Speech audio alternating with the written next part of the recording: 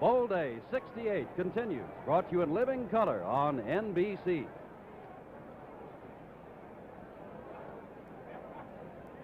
Hello, America. I'm Pat Taylor, queen of the 1968 Orange Bowl. Welcome to beautiful Miami, Florida, and the #1 game of today's triple hitter. You'll see two of the nation's best teams, the Sooners of the University of Oklahoma and the Volunteers of the University of Tennessee. You'll also see exciting pregame and halftime pageants here at the fabulous Orange Bowl. NBC Sports presents the 1968 Orange Bowl game. The Oklahoma Sooners versus the Tennessee Volunteers. Brought to you by the Savings and Loan Association Serving America, where over 43 million people keep their savings. By the people in your town who bottle Coca-Cola. Coke has the taste you never get tired of. By Pontiac and your Pontiac dealers, the people who are having an us versus them comparison sale. By United Airlines, fly the friendly skies of United. And by Salem Pilsner Cigarettes. Salem refreshes your taste. This is the Orange Bowl in beautiful Miami, Florida, where the temperature today reached 80 degrees at game time, 73 degrees. This will be a rematch of the 1939 Orange Bowl game, which the experts say was the making of this great bowl, Tennessee and Oklahoma.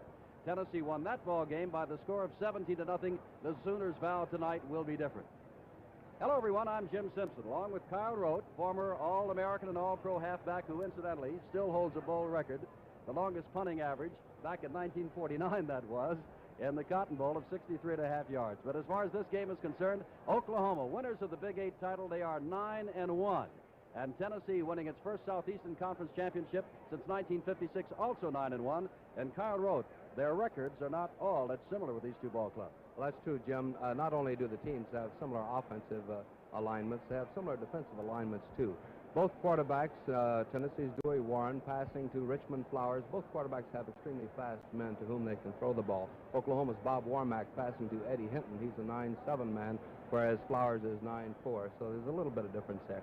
But the one matchup that I'm really looking forward to seeing tonight is Oklahoma's Granville Liggins, their middle guard, or what they call their nose guard, number 66.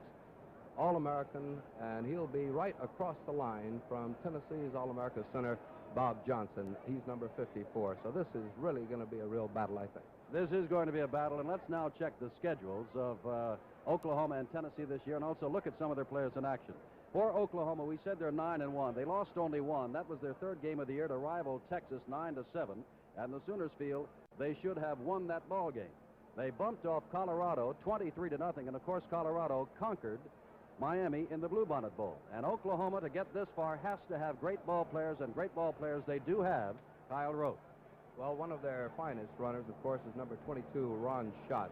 He's a good-sized boy, and he gets some good help. He's about 200 pounds. You'll see him here. He's in the tailback spot there, taking the handoff. And either he or tailback Steve Owens, an extremely fine-looking sophomore, will be carrying the ball about 90% of the time.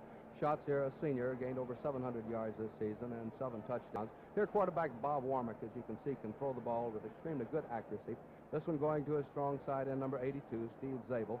That was the one that beat Kansas in the final minute. And here you'll see Warmack and his ability to scramble. This one is against Iowa State. And if the Tennessee Vols expect to win the ball game tonight, this is one facet of the ball game. Warmack scrambling that they will have to contain. He's extremely good runner. And here's Oklahoma's fast wingback Eddie Hinton, number 33, taking this pitch out.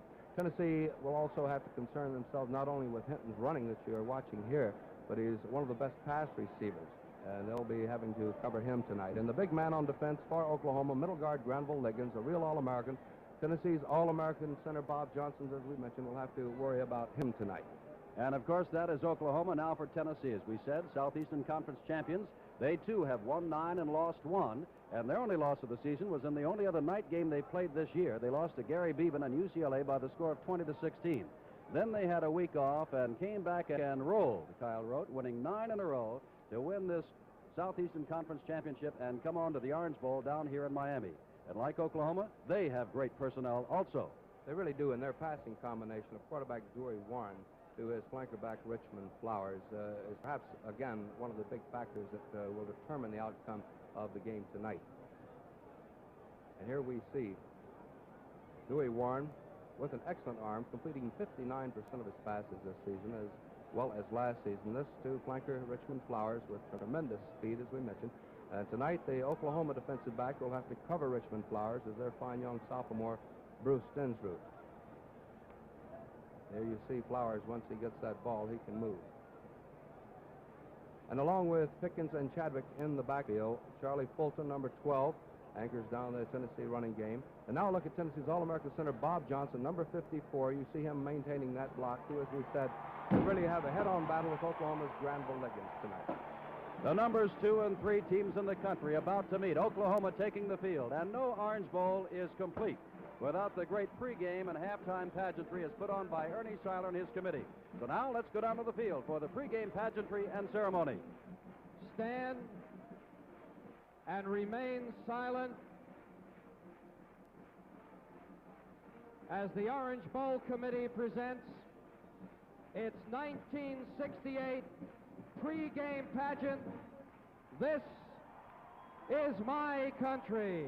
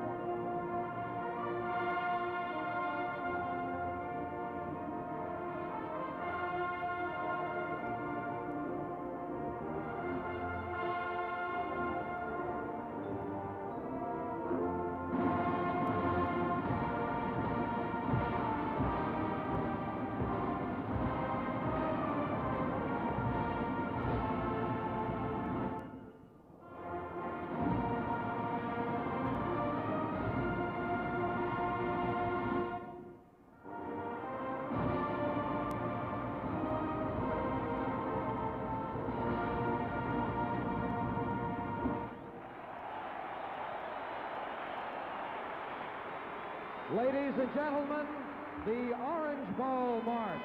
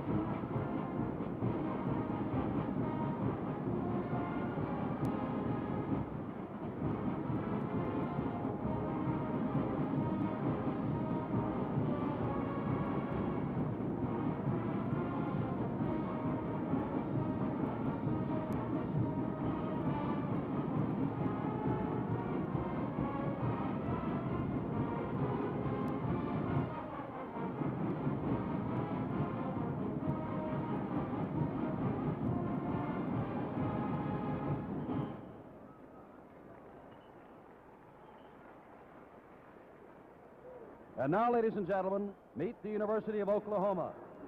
Number 82, a sophomore, tight end from Thornton, Colorado, Steve Zabel.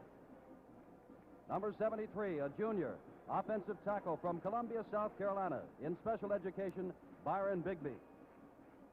Number 62, a sophomore, offensive guard from Shawnee, Oklahoma, Ed Lancaster. Number 50, a senior and center from McAllister, Oklahoma, in business education, Bob Craig. Number 52, a senior defensive linebacker from Pampa, Texas, in finance, Rick Goodwin. Number 77, a senior offensive tackle from Del City, Oklahoma, in business education, Bob Kalsu.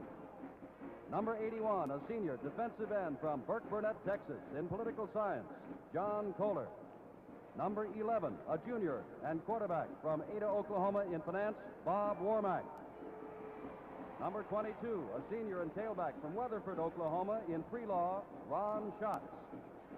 Number 33, junior, a wingback from Lawton, Oklahoma, in special education, Eddie Hinton. Number 31, a senior and defensive back from Claremont, California, in business education, Bob Stevenson. Number 36, a sophomore tailback from Miami of Oklahoma, Steve Owen. Number 66, senior defensive guard from Tulsa, Oklahoma, in special education, Granville Liggins. Number 43, senior linebacker from Euless, Texas, in physical education, the game captain, Don Trimmer, and the head coach of the University of Oklahoma's football team, Chuck Fairbanks. And now, ladies and gentlemen, from the University of Tennessee, number 81, a junior and defensive end from Knoxville, Tennessee, in business education, Jim McDonald. This is number 74, a junior defensive tackle from Greenville, Tennessee, in agriculture, Dick Williams. Number 75, senior offensive tackle from Pikeville, Tennessee, in education, John Boynton. Number 78, senior offensive tackle from Cedartown, Georgia, going for a BA degree, Elliot Ramage. Number 62, a senior offensive guard from Fayetteville, Tennessee, in education, Joe Graham.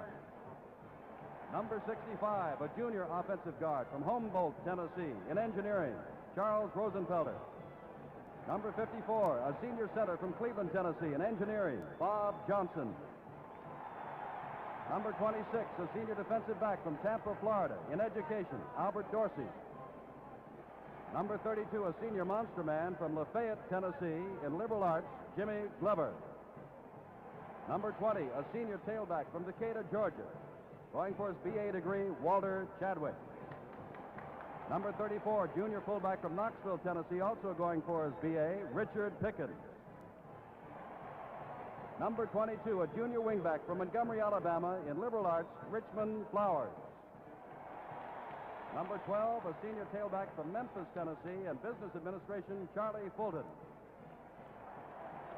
And number 16, the senior quarterback from Savannah, Georgia, in the School of Education, Dewey Warren. And the head coach for the University of Tennessee, Doug Dickey.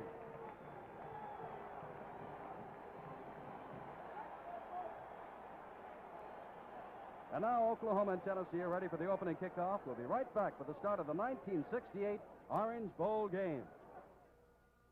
There we go. All right, I get to go first. Right. Yeah. We're about to see the playing of a dangerous new game. It's called the credit game. Let's watch. The first player has turned up a credit card that enables him to buy another car and advance to Easy Street. Don't worry, I got a credit. And here's one for a vacation tour. Here's a different kind of card, a savings account at a savings and loan association. This card may be kept until needed. And there are credit cards for boats, furniture and appliances, fur coats, most everything you'd ever want. But sooner or later, you're bound to run into a card that says, pay all bills, plus carrying charges. If you've saved at a savings and loan association, you're still in good shape. If you haven't saved, the game can be disastrous. In real life, too, the abuse of credit is a dangerous game. To win, you need a savings account at your nearby savings and loan association. Saving makes the difference. In the dark jersey, that's Oklahoma's Don Trimmer, the game captain. Number 43. As the flip of the coin comes, there are tri-captains from Tennessee, John Boynton, Albert Dorsey, and Bob Johnson right there, receiving word from Pete Williams, the referee, that he has won the toss and will receive. So Oklahoma will kick off in this rematch of the 1939 Orange Bowl game. 70 degrees and clear here in Miami, Florida. We know there's much snow around and a lot of cold weather, but down here it is simply beautiful. The game about to get underway. We pause briefly for station identification. This is the NBC television network.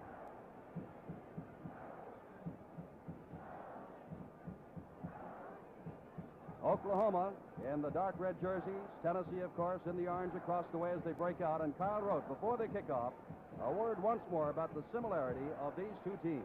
Well, they are. They both operate out of the I formation offensively. Defensively, you'll see them in a 5-2 and in a 5-3 with the monster man or free linebacker going to the strength of the offensive formation. Most of them play a zone in their deep secondary with their three deep men. Perhaps Oklahoma will go more with the man-for-man coverage than Tennessee, but they're very similar. The quarterback's throwing to very fast men, and we will get an opportunity now to see the first matchup of Oklahoma center Bob Johnson, All-American, against Granville Liggins, number 66, on middle guard, on defense for Oklahoma. Across the way is Baker, 48, as LeJean kicks off, and Fulton, 12, also deep. There is Baker at the 12-yard line for Tennessee as the Orange Bowl is underway, and Happy New Year to you. As Bill Baker comes across the 30-yard line, across the 40, and is dumped as he hits to the 45 and spills out to the 47-yard line. Knocked down there by John Kohler, number 81, the left defensive end, and Don Trimmer, the game captain, number 43. Gary Chris is expected to start at split end. We'll pick these up for you. He is 91. Elliot Gamage may not play at left tackle. We'll check that for you as a pulled hamstring. Joe Graham at left guard. All-American Bob Johnson at center. Charlie Rosenfelder, right guard. John Boynton, right tackle. Ken DeLong, the tight end, and Dewey Warren, Walter Chadwick, Richmond Flowers, and Richard Pickens in the backfield. We'll give you those numbers in a moment. First offensive play, this is Charlie Fulton. Fulton gets out across midfield and into Oklahoma territory. Fulton, number 12, who has played all four positions on the Tennessee team. Jim Files, number 84, and Granville Liggins, number 66, made the stop. It'll be second down and 5 from the 49. John Kohler, 81, Dick Peso, 79, Granville Liggins, 66, John Titsworth, 78, Jim Files, 84, along the five-man forward wall. Wide to the left is DeLong. Long count by Dewey Warren on second down 5. He throws across the way and has his man stepping out of bounds across the way by Harper is Richmond Flowers, number 22, who was not expected to play much tonight because of a virus. Kyle? This is going to be the problem for both defensive units, but in this instant, Oklahoma, whether to come up and force Dewey Warren as he makes that option play, as he goes down the line, whether to keep it or to lateral it back to his tailback, in this case, Charlie Fulton. Most of the defensive units try to make the quarterback keep it rather than pitch it out. At least this is the Oklahoma defensive strategy. Third down 1. Warren calling signals, keeping the ball himself and trying for the first down. And we'll have to wait and see. Rick Goodwin, 52. Gary Harper, 45. Don Primmer, 43, your linebackers. Bruce Denfrud, 17. Steve Barrett, 35. And Bobby Stevenson, 31, your deep men. And this is fourth down and a half a yard to go. And very quickly, we'll see how Tennessee is going to play this game. They're sending in Weaver, their kicker, Herman Weaver, who has a 38.5-yard average, but only 24 of his 54 hold it. Weaver has not come in to do the punting. Oklahoma comes up quickly, and they're going to go for it, and they have got it by 20. Charlie pulled him down to the 34-yard line. The Oklahoma defense was getting set to receive the punt, but there was no kick. The Tennessee offense, Jim, is a little more difficult to scout than the Oklahoma offense. For example, Tennessee spreads their running out equally pretty much between their fullback and their tailback, whereas Oklahoma pretty much runs completely with its tailback. No score, early moments of the Orange Bowl. First down at the 35. Warren holding on to the ball. Running, he doesn't do that often, but gets down to the 29-yard line. Dewey Warren, who prefers to pass rather than run, and Don Primmer, the right side linebacker, and Granville Liggins again combined to make the tackle. A gain of 6. It'll be second down and 4. Again, we see Oklahoma trying to make Dewey Warren keep that ball. John Kohler, number 81, their defensive end to that side, playing the left defensive end, comes out, makes Warren keep the ball and go back inside rather than make the pitch out. Gary Dalton goes wide to the left, 86. Richmond Flowers, 22 to the right. On second down 4, Dewey Warren loses the football, battle for it. Oklahoma has recovered at the 32-yard line. Jim Files, the defensive right end from Fort Smith, Arkansas, number 84, stops the drive. First and 10, Oklahoma. And Kyle, Oklahoma has been pushed around defensively, but still leads the nation against the scoring play. Well, that's the problem on that sprint option there. They either have to make up their mind quick, either to pitch it or to keep it. And that time, Dewey Warren was a little hesitant. Jim Files made a beautiful defensive play on it. Now for the first time, Oklahoma on offense. Bob Warmack, number 11, Eddie Hinton in motion, and the ball goes to the fullback. He goes straight ahead. Hold it, that's the tailback, Ron Schatz, the senior. And we'll say right here now that it's going to be the tailback most of the night. Ron Schatz and Steve Owens, before tonight, have carried the ball 366 times between them. Their fullbacks, Mike Harper and Rick Baldrige, have carried the ball between them only 37 times all year long. Joe Killingsworth, number 83, the split end comes wide to the left. This is Warmack holding onto the ball across the line of scrimmage, across the 40, across the 45, and knocked out of bounds as he hits to the 48.5-yard line. Running him out of bounds was number 26, the All-American Albert Dorsey. But it's first down, Oklahoma. And you know, Jim, to show you even further how little the fullback gets to carry the ball in the Oklahoma offensive philosophy, Warmack has carried the ball almost 100 times this season, and you combine that with the 366 times the other two tailbacks have carried it, and a fullback, if he weren't thick-skinned, could get an inferiority complex playing in that unit. Now this time, Zabel, 82, is split left, and Killingsworth, 83, split right. Hinton, the slot back, and Warmack hands off to his tailback, Schatz again, and Schatz gets down to the 46-yard line. A pickup of about 5 yards. It'll be second down 5. 11 minutes, 20 seconds to go. Bob Kalsu and Ken Mendenhall leading the way from their strong tackle and strong guard positions. No score in this, the opening quarter. What really makes this Oklahoma offensive unit go is Bob Warmack's ability to run, because they run just almost a power slant off of either tackle to their tailback, but whether Warmack keeps it or not is the big problem for the defensive unit. Killingsworth wide to the right. Warmack keeping the ball, and a couple of yards he gets inside the 45, down to the 43. Jim McDonald, the defensive right end from Knoxville, Tennessee, number 81, made the tackle. This 1968 Orange Bowl game comes to you from the Orange Bowl in Miami, Florida, live in color, exclusively on NBC, and in 70-degree weather. Ball is on the 43-yard line, third down, and 2 yards to go. 10.5 minutes left, first quarter, no score. Joe Killingsworth, the sophomore from Oklahoma City, drops out to the right. Warmack, and that Schatz again. Flag goes down as Schatz has the first down, but there's a flag down at the play at the 43. While we wait, as you can see, apparently Oklahoma is offside. You saw a list of our officials a little while ago. Now they're going the other way. They pointed toward Oklahoma, but Pete Williams is stepping it off against Tennessee. So it is offside, Tennessee. In any event, Pete Williams of Miami, Florida, for those of you who follow service football, will remember what a great back he was at the Naval Academy in the late 40s. He is our referee tonight. First down inside the 40 at the 38-yard line of Tennessee. No score. Killingsworth wide right. Warmack faking the handoff. Now throwing. Has his man, Eddie Hinton, down to the 20-yard line, and out of bounds he goes. Another first down for Oklahoma. The big problem, of course, for the Oklahoma linebackers, or rather the Tennessee linebackers, trying to figure out whether the tailback Schatz has that ball. Warmack is doing extremely good handing. There you see number 33, Eddie Hinton, going out. He was playing the slot man there. The linebacker had to come up to try to respect the run, or the fake handoff to Ron Schatz. Wasn't in position to recover to defend against the pass. First down from the 20. Warmack hands to Schatz. Schatz hit in the backfield and still manages to pick up yards across the 20 and down near the 17-yard line. Mike Jones, the safety man, number 11, a sophomore, made the stop. Jim McDonald, 81. Steve Carroll, 70.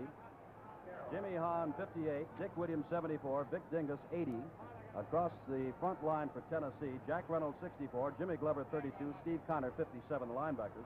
Jimmy Weatherd, 30. Mike Jones, 11. Albert Dorsey, the All-American, 26. Your deep men. Second and 7 from the 18.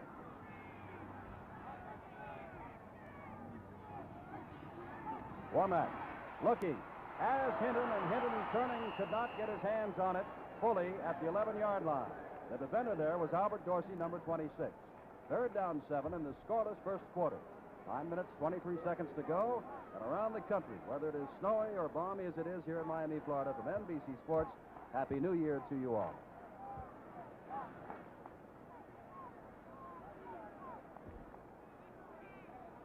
And if you're watching in color, what a brilliant show this is tonight in the Orange Bowl. Joe Killingsworth, 83, out to the left. Hinton is a flanker back, nearly with Killingsworth. In motion comes Schatz. Only one setback, and that's the fullback. Here's Warmack looking and throwing. Has his man hitting inside the 10-yard line. First down, Oklahoma. Mike Jones made the tackle, along with Albert Dorsey. And we might mention every time you see Ron Schatz, here we'll see that play again. There's Hinton, number 33, on that sprint out option. Warmack just standing up and hitting him. We might mention, anytime you see this Ron Schatz, number 22, the tailback, go in motion, almost 95% of the time it will be a pass play. Killingsworth wide to the right. First down and goal to go from the 7. Warmack faking the handoff, coming to the right, has running room. Heads for the end zone. Touchdown!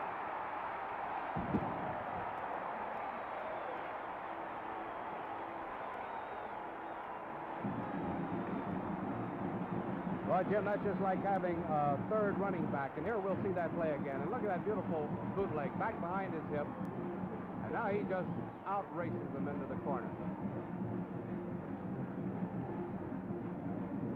6-0, Oklahoma on the fumble by Dewey Warren, deep in their own territory. Came back with Warmack completing 2 or 3 passes and running 7 yards for the score. Mike Vachon in to do the kicking. Warmack to hold. And the kick is good. Action will continue here at the Orange Bowl. The score, Oklahoma 7, Tennessee nothing.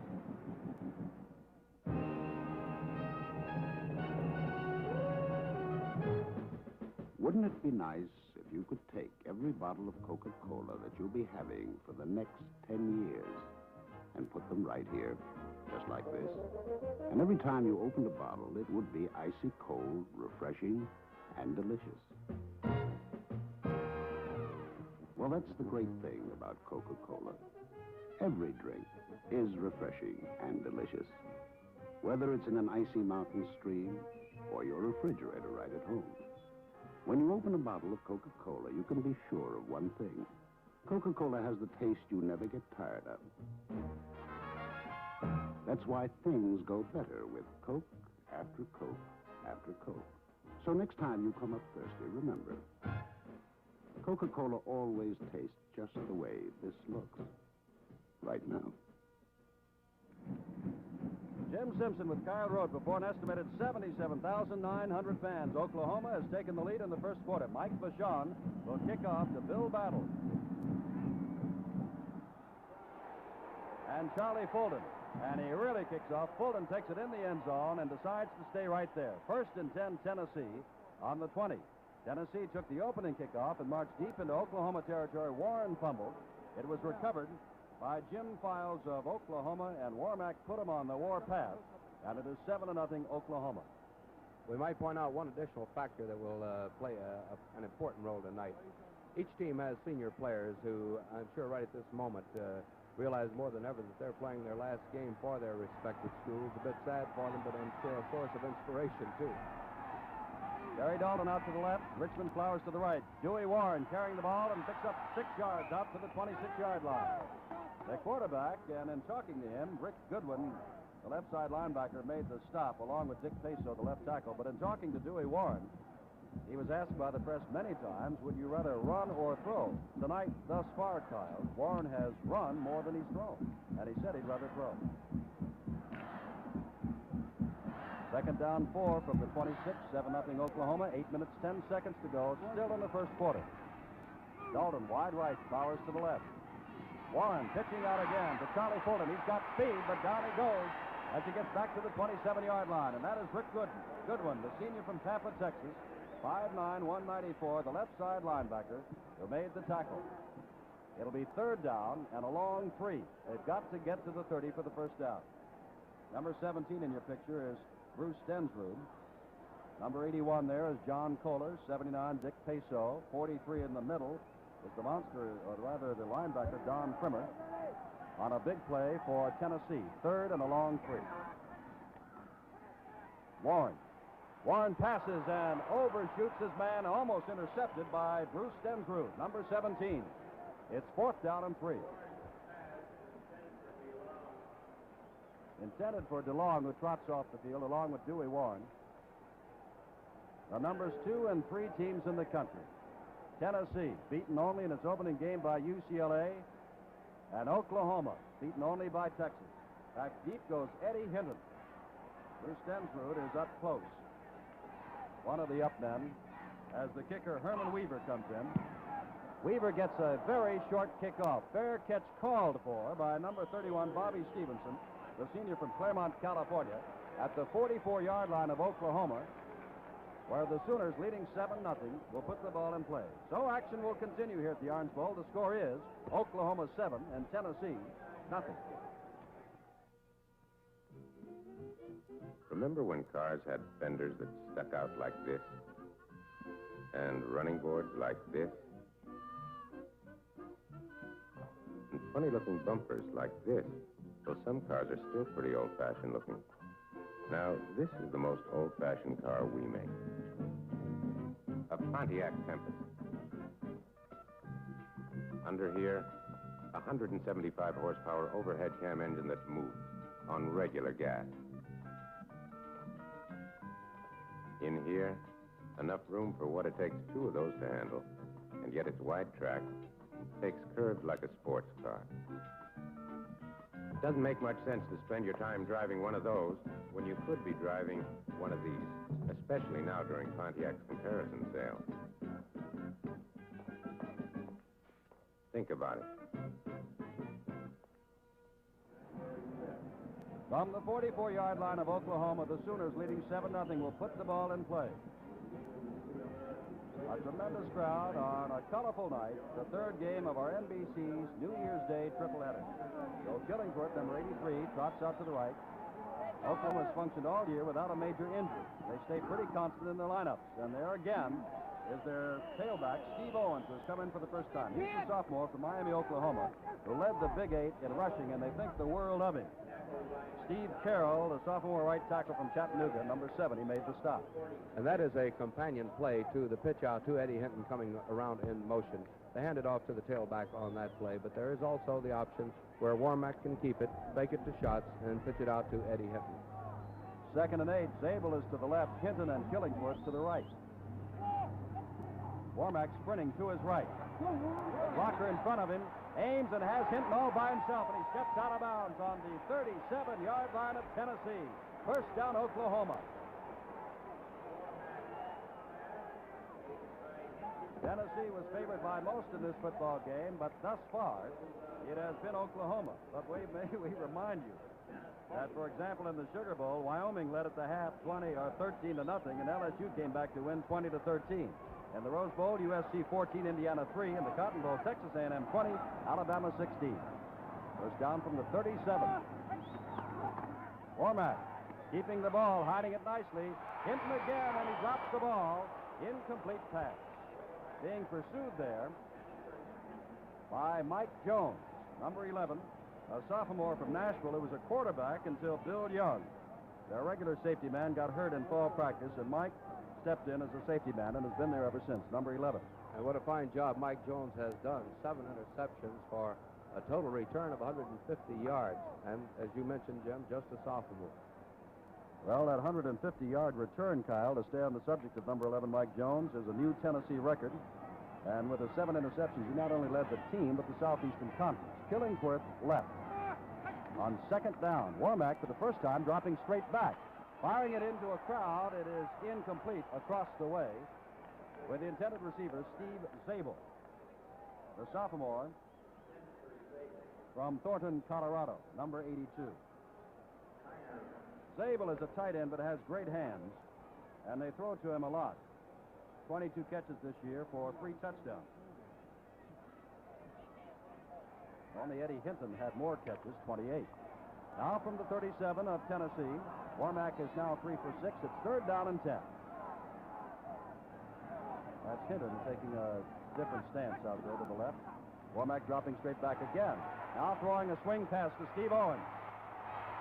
Owens is in a crowd and does not have the first down. Inside the 35, down to the 34.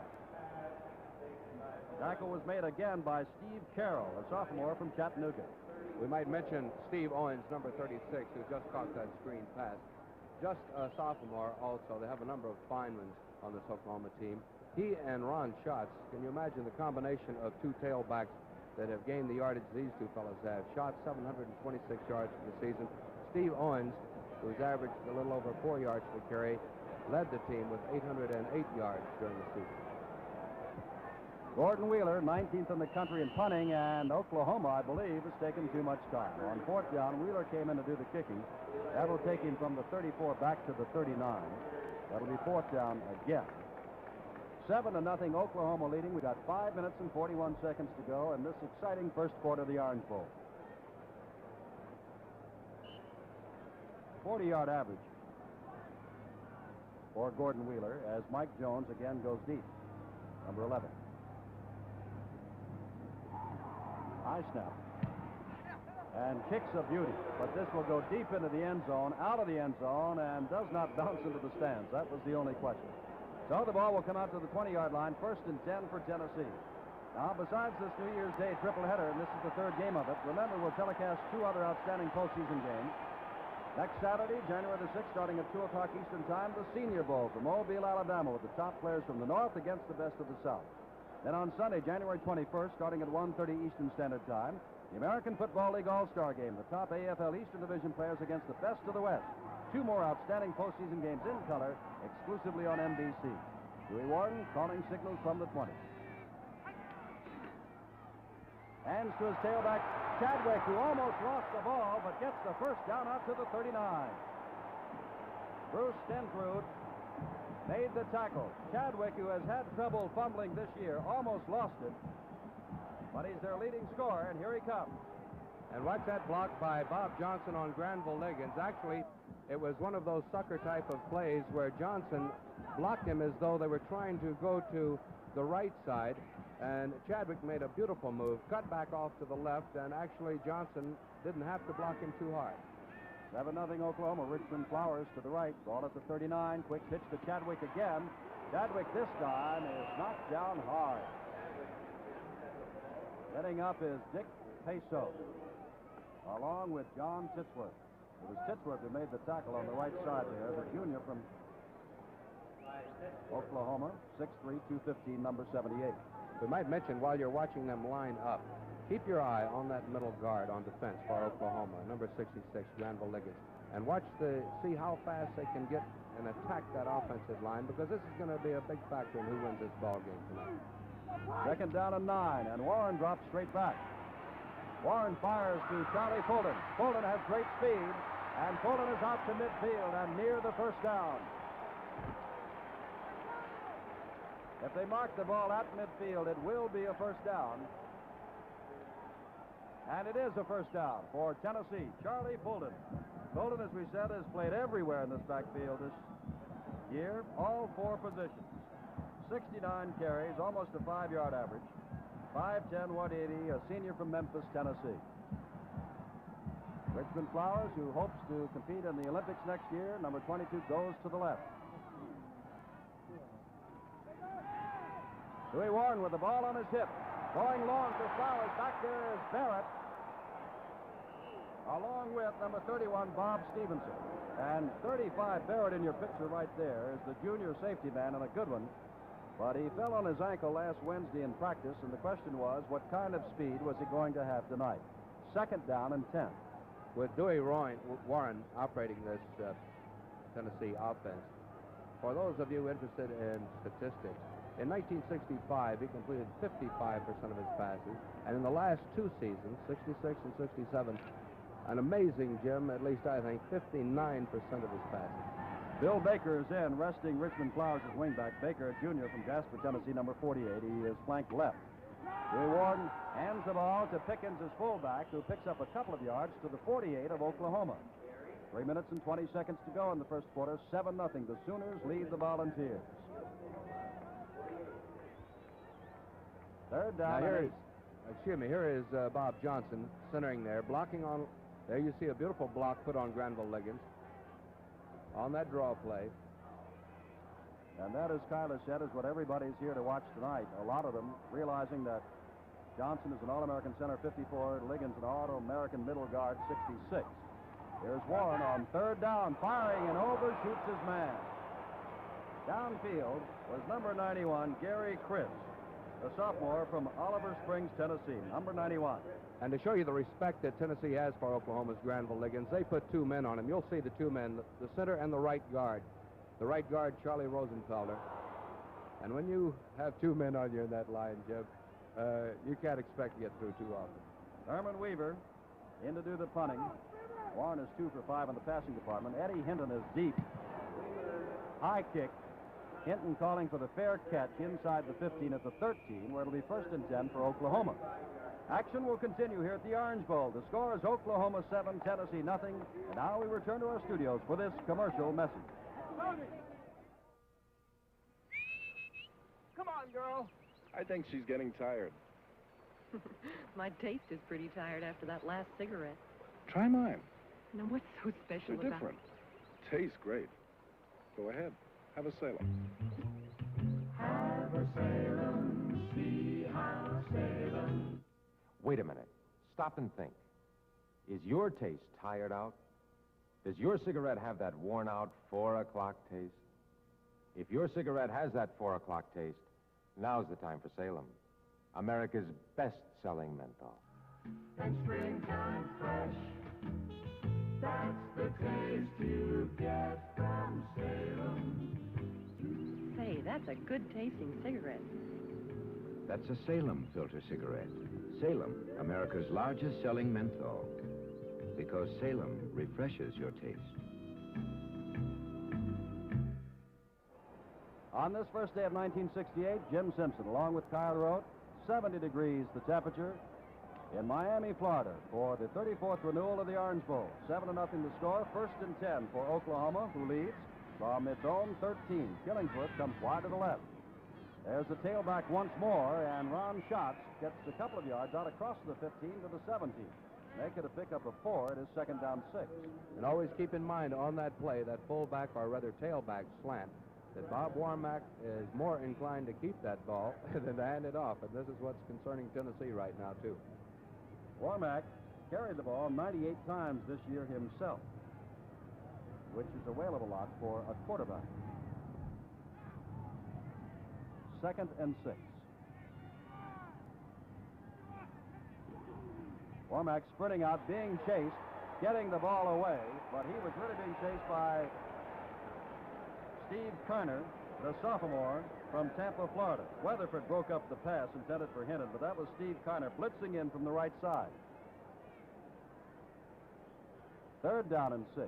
2 minutes and 3 seconds left, first quarter, before the largest crowd ever in the Orange Bowl. Oklahoma played Duke. Oklahoma played Maryland. They were the previous record crowd, 76,000 plus. This is 77,000 plus.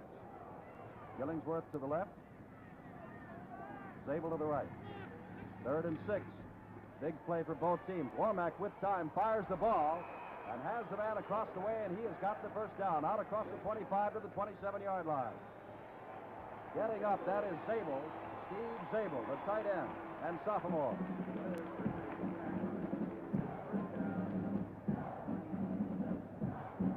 This is the Sooner band of OU. And around the city of Miami, you can see a lot of supporters of both schools, Tennessee and Oklahoma. Killingsworth coming out to the left. Zabel, the tight end, splits to the right. That's Hinton, set in the slot. On first down from the 27, again, it is the tailback, Ron Schatz. And if you were not with us from the outset, we'll say one more time that Schatz and Owens, as tailbacks, carried the ball 366 times before tonight. The fullbacks combined only 37 carries. Steve Carroll, the sophomore right tackle, has been having a great night. Again, made the tackle, number 7. And with all of that slant, tailback slant running that they're doing, tremendous burden on these two tackles, Bob Chalsu and Byron Bigby, the offensive tackles, as well as the guards, Ed Lancaster and Ken Mendenhall. 2nd down and 6. Warmack keeps the ball, cuts inside, has the first down, steps around 2 men across the 40-yard line. Jones is after him, ducks under Jones, and he's finally dragged down by Albert Dorsey. First down at the 32-yard line of Tennessee with 30 seconds to go in the first quarter.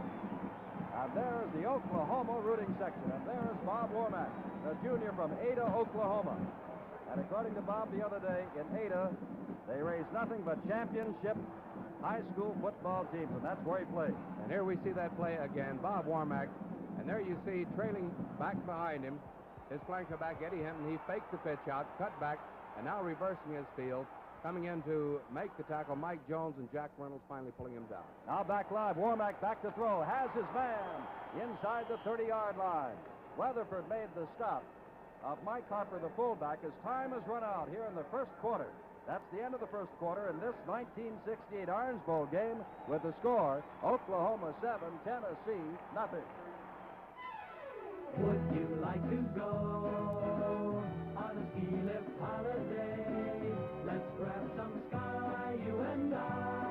Let's fly on a singing, swinging ski lift holiday. Grab some sky on a United Airlines ski lift holiday. You don't even have to ski to have yourself a snowball of a time. Get away from it all on a United Airlines ski lift holiday.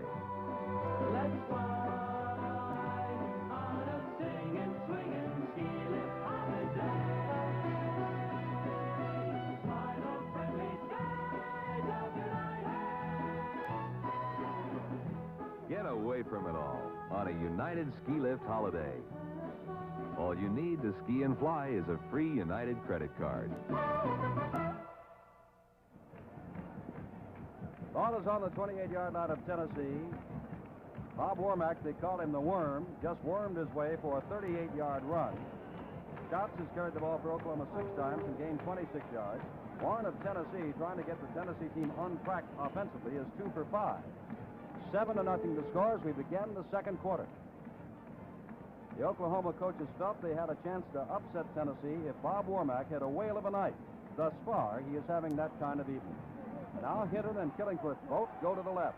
Zabel split to the right. 2nd and 7. Ball is handed to Ron Schatz. Schatz is down to the 21-yard line. Before he's dragged down there by the left side linebacker Jack Reynolds. Number 64 and Frank Yancey, number 79, also in on the tack. But that is a first down for Oklahoma at the 21-yard line. Byron Bigby and Ed Lancaster, the weak side tackle and guard, opened up a big hole over the left side of the Tennessee line. 1st and 10 from just over the 20. Hinton and Killingsworth again wide left. Warmack fakes the handoff. Back. Throws it long. In the end zone for Hinton. Touchdown!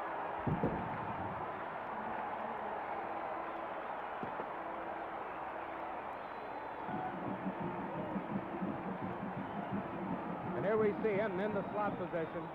Coming off behind Killingsworth. Back into the corner. Number 32, Jimmy Glover, trying to defend on the play. Eddie Hinton, a 9-7 sprinter.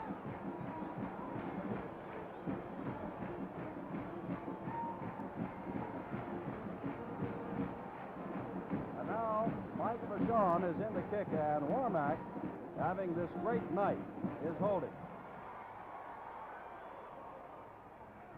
Vachon's kick is no good, off to the side. Action will continue here at the Orange Bowl. The score, Oklahoma 13 and Tennessee nothing.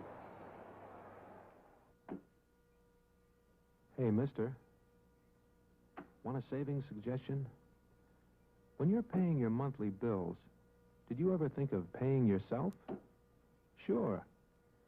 What you have to do is decide how much you want to save. 5% of your take-home pay is about average. Then each month, write out a check for that amount and put it into your savings account at your Savings and Loan Association. Why a savings and loan? Because they're the specialists in saving. Over the years, they've paid better returns on savings than any other type of financial institution. So, this month, every month, when you sit down to pay your bills, don't forget old number 1. Pay yourself first. A savings suggestion from your Savings and Loan. Where you save does make a difference. Vachon will kick off. 13-0 the score. Battle 48. And Charlie Fulton deep for the thus far stunned Volunteers of Tennessee, the Southeastern Conference champions. And that is Fulton, and he is going to bring it out across the 10. Great speed across the 20. He's already made it. Breaks loose at the 30. Down the sidelines he goes. Cuts inside and down to the 39-yard line of Oklahoma with Cagle. Dean Cagle and Don Frimmer making the stop. And now Tennessee gets its turn to cheer.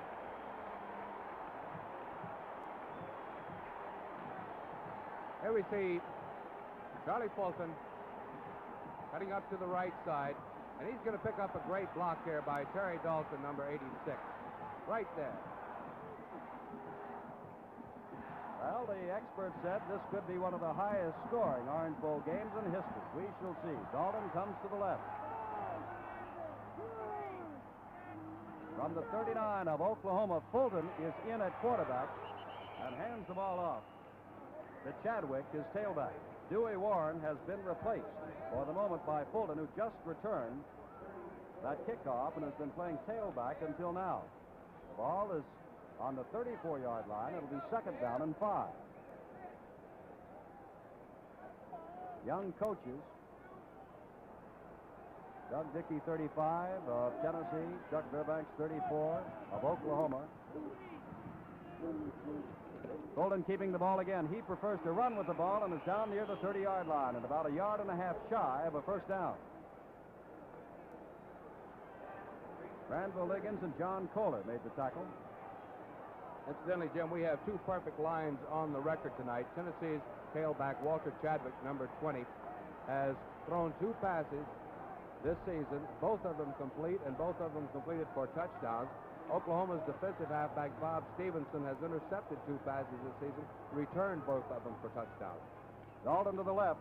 Fulton hands off to Chadwick, who has the first down to the 26-yard line of Oklahoma. Walter Chadwick diving over Granville Liggins for the first down. 13-0 is the score. Oklahoma over Tennessee. We're in the second quarter, 12 minutes and 40 seconds left. Largest crowd ever in the history of the Orange Bowl, which dates back now 34 years. Richmond Flowers, 22 out to the right. Dalton, 86, comes left. Holden hands to Chadwick again, and Chadwick is bounced back by Rick Goodwin, the left side linebacker, number 52 from Pampa, Texas. It's down to the 25-yard line. A gain of about 2. It is second down 8. Other games today, the Sugar Bowl, LSU 20, Wyoming 13. Cotton Bowl, Texas A&M 20, Alabama 16. Rose Bowl, number 1, USC 14, Indiana 3. O.J. Simpson had a great day. And Indiana played very well.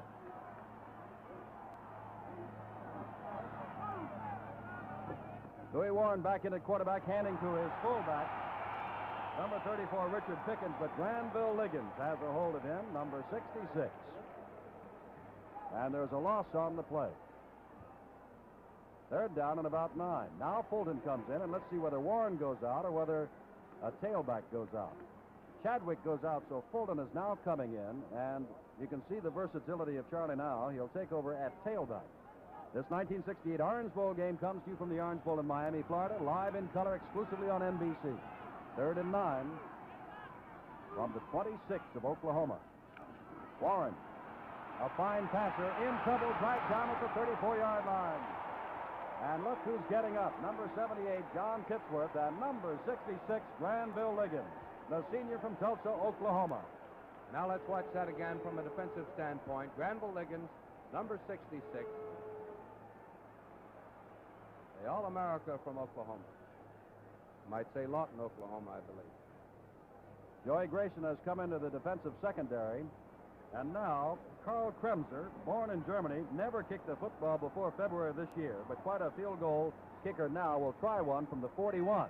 This means a 51-yard field goal attempt. He's got a lot of foot, but not enough for this kick.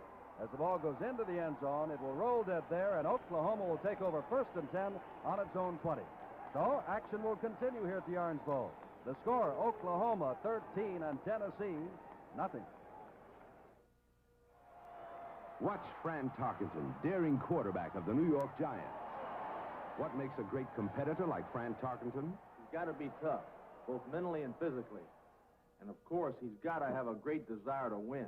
And, Fran, what makes a great shave? Well, I think it's the lather. That's why I use Rise. Rise lets me shave fast, shave close, without irritation. Here's why. Rise is so rich, so wet, it doesn't dry out on your face. Instead, it stays moist and creamy, keeps whiskers wet and soft all through your shave. Here's why. See how Rise, with millions of tiny moisture-packed bubbles, soaks whiskers soft, keeps whiskers wet and soft, so you cut them off at the skin line. You shave fast, shave close, without irritation. So if you want to shave fast, shave close, without irritation, shave with Rise, a really great lather. Rise Regular or Refreshing Rise Menthol. Over 77,000 are here tonight, including Governor and Mrs. Claude Kirk of Florida in the press box there with the Orange Bowl President Bill Lantaff and Mrs. Lantaff. And the girl there is Miss Sally Sherman, who is Disneyland's 1968 ambassador to the world. From the 20, 1st and 10, Oklahoma. Longest field goal, 36 yards, 1964, between Nebraska and Auburn here. And, of course, Kremser just tried one from 51 yards. It failed. Warmack in, holding the ball on his hip, being chased, in trouble for the first time tonight. and down he goes. Inside the 20 at the 18-yard line. Carroll was the man who ran him out of bounds. And also over there was number 87, Neil McMeans, a junior left end from Gate City, Virginia. And Jim, before we get the people in Tulsa, Oklahoma, too mad at us, Granville Liggins is from Tulsa, Oklahoma, not Lawton. Killingsworth goes out wide to the left. I believe I told you, Oklahoma has functioned all year long without a major injury. Not one regular has ever missed a game. Offense or defense, incredible. Tennessee's been hurt a lot, but has great depth. There is Steve Owens. Owens gets back the 2 yards lost on the last play, plus 5 more out to the 25. It'll be 3rd and 5. Tackle was made by Steve Kiner of Tampa, Florida. The right side linebacker voted the best sophomore in the Southeastern Conference.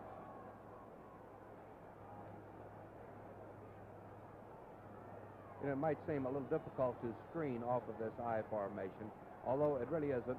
Oklahoma, when they screen, they will go to their slot man, usually Eddie Hinton when he's in the slot, as he is now.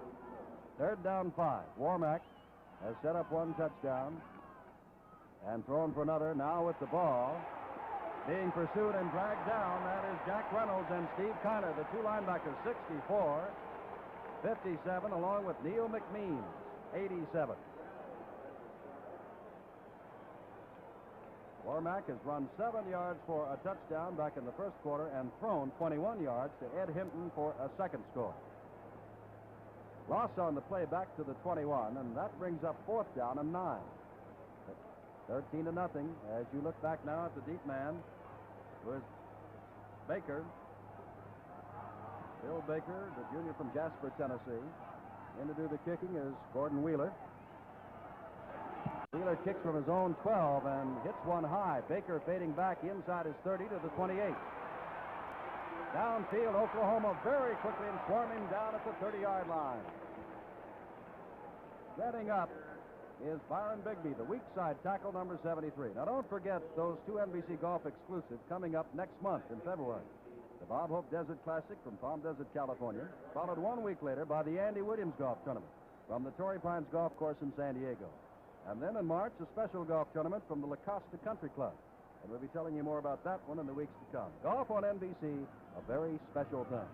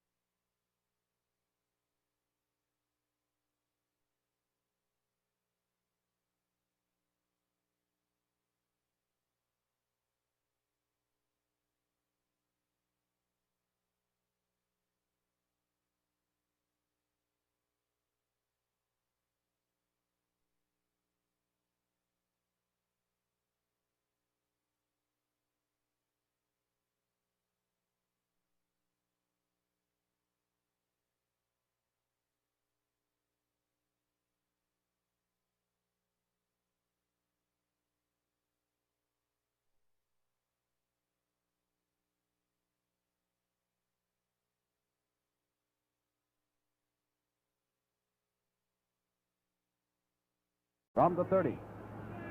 Tennessee trailing by 2 touchdowns. Fulton again in as the quarterback hands to Chadwick, who gets 5 yards out to the 35.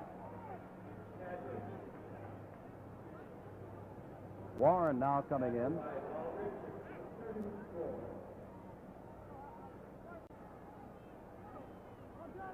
Eight minutes, 53 seconds with the clock running here in the second quarter. Richmond Flowers coming out to the left, number 22.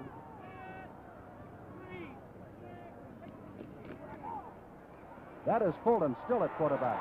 And that is Chadwick with the ball across the 40 and out to the 49-yard line.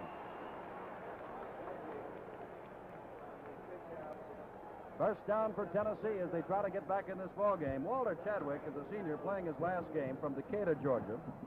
Kyle told you he's thrown 2 passes, both for touchdowns, one against Ole Miss, the other against Alabama.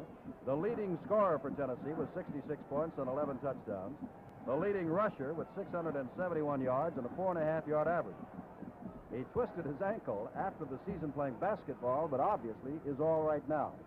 First down, Tennessee trying to get on the scoreboard. Fulton remains in, has the ball, throws, and this will be intercepted by number 17, Bruce Stenfrew. Stenfrew knocked down at the 26-yard line by Gary Chris, the split end. First and 10 for the Sooners of Oklahoma, who thus far, Kyle wrote, have controlled the ball game. I mean, it'll be just a matter of time, at least from our viewpoint up here, watching Richmond Flowers flank out here. They probably won't go to Flowers too much because every time he flanks out, they put Gary Harper on him. And this, I'm sure, although I'm sure Richmond Flowers gets double covered in almost every game he goes into, I'm sure it's discouraging the Tennessee quarterbacks from throwing to him. 5 All-Americans are playing in this ball game, and there goes Ron Schatz. All-Southeastern Conference, second leading rusher in the Big 8, out to the 32-yard line. A pickup of 6 yards. It'll be second down and 4. 7.5 minutes left, 13-0. Jack Reynolds, a sophomore linebacker from Cincinnati, number 64 on the left side, made the stop.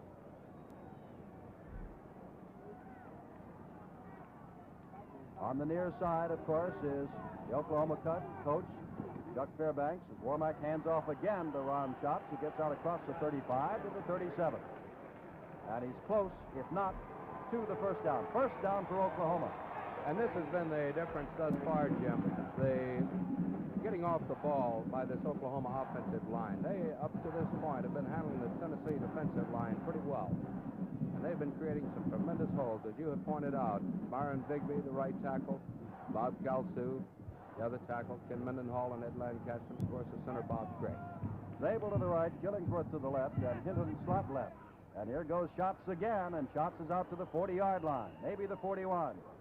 Oklahoma has 8 first downs, Tennessee 6. But the score reads 13-0 Oklahoma. Second down and 7 to go. Halftime, of course, we've got the Oklahoma band, the Tennessee band, and an Ernie Seiler special, our pageant, Orange Bowl pageant at halftime. Gillingsworth to the left.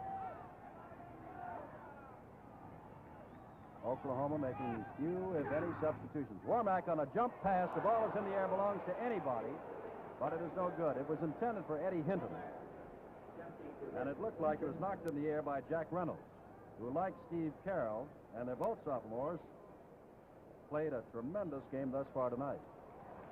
First down, as you can see, for interference on the play charged against Tennessee. Oh, it is first down at the 45.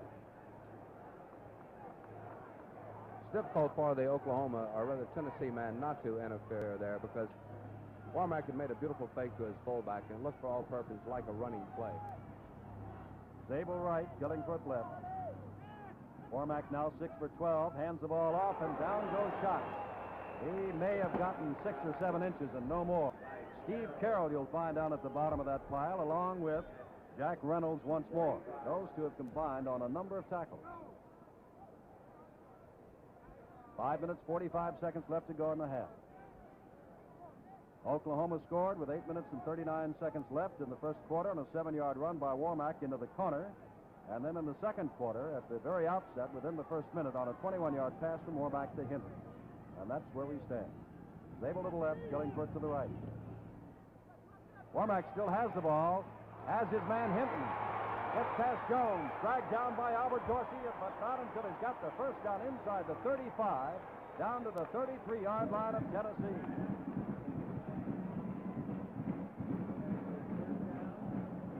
Owens comes in for shots. There's Eddie Hinton, and here he is again, Kyle. And here is Bob Warmack, number 11, and he makes some beautiful faking in that backfield. And there you see number 33, Eddie Hinton, going across field, eluding number 11, Mike Jones, finally brought down by Albert Dorsey. Tennessee, number 2 in the country. Oklahoma, number 3. Warmack on a quick count. Holds on to the ball, fakes the pitch back. Jack Reynolds makes the stop after he gets inside the 30. Another long gain for Bob Warmack, the junior from Ada, Oklahoma.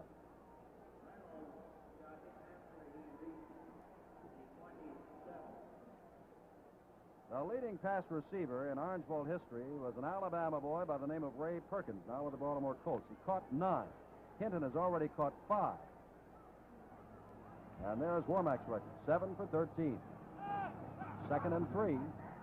And that is Owens vaulting for the first down. Carroll down at the bottom, but Steve Owens simply went over the top. And it's first down, Oklahoma. And, you know, we talked about Dewey Warren's pass completion percentage being 59%. Bob Warmack doesn't do bad in that department himself. This season, 53% of his passes completed.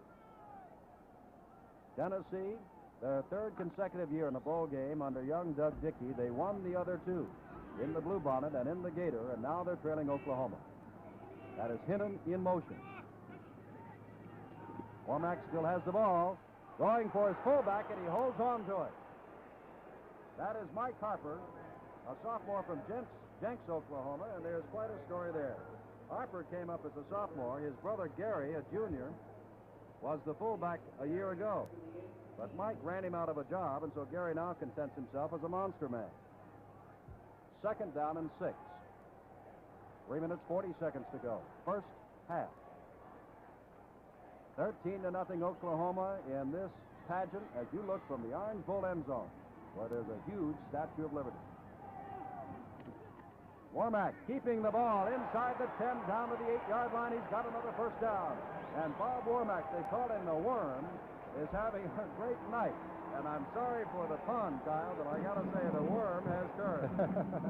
You know, as we mentioned earlier, the pressure on these linebackers, whether to try and come in for the quarterback or look out there for the pitch out as he sprints down the line with that option.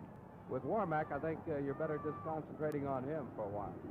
Killingford out to the left. From the 8-yard line, there is Owens, who's down near the 5 and is gang-tackled by Tennessee there. I'm sure in the great Southwest, folks are quite happy at the 13-0 score, but I'm sure in the Southeast there are many who are not so happy at Tennessee being on the short end of the score. For both, we remind that the score at the halftime of a great Sugar Bowl game today on NBC was Wyoming 13 and LSU nothing. In the final, it was LSU 20, Wyoming 13. I say that only to prove that anything can and does happen in football. From the 5-yard line, 2nd down and goal to go. There goes Owens, and he's down near the goal line. And if he is shy, which they say he is, he's not shy by much. It'll be 3rd down and that far to go. Here's something interesting, Kyle, because the fullback, normally the man many teams call on in this situation, hardly ever carries the ball in the Oklahoma offense. Let's see what happens. With the way their tackles and guards are driving out off of that ball, it really doesn't make much difference, I think, at this point. They give it to Owens, touchdown.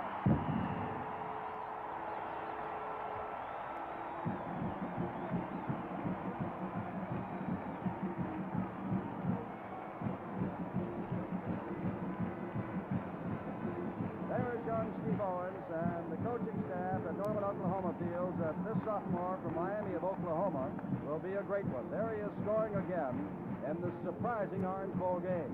Not surprising that Oklahoma is out in front, but by the amount of points they have managed to stack up here in the first half. 19-0 right now. And Little Red the Indian is quite happy. Oklahoma's band will be first on the field at halftime, followed by Tennessee, and then our Orange Bowl package. And Jim, you know, we've talked about and used so many superlatives connected with the players. What an outstanding job these two coaches in tonight's game have been doing. Doug Dickey of the second-ranked Tennessee team, named Southeastern Conference Coach of the Year. Oklahoma's rookie coach, Chuck Fairbanks, leading Oklahoma to its best season in 9 years. This is, incidentally, Dickey's third bowl game. They beat Tulsa in the Bluebonnet Bowl in 1965. They beat Syracuse in the Gator Bowl in 1966. And tonight, they're a little behind. That's Dickey right now, and you can tell which one he is because Coach Dickey has his hands on his hips. That's Richmond Flowers alongside of him.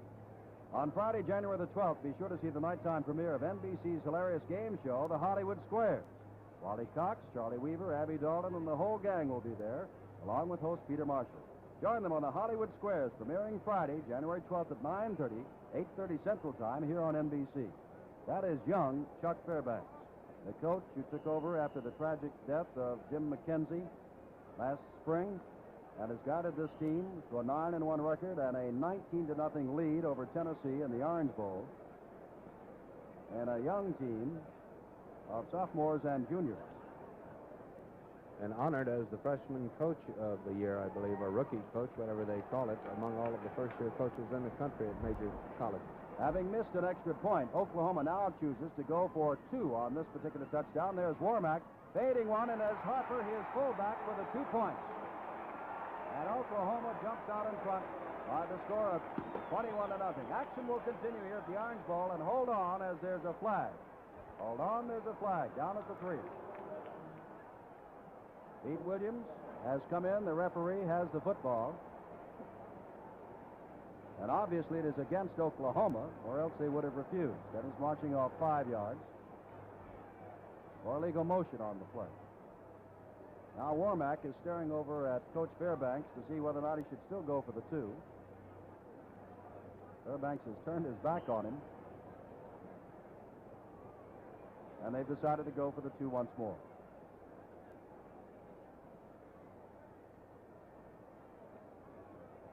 Billingsworth coming out to the right. Hinton coming out to the right. Zabel is on the left side.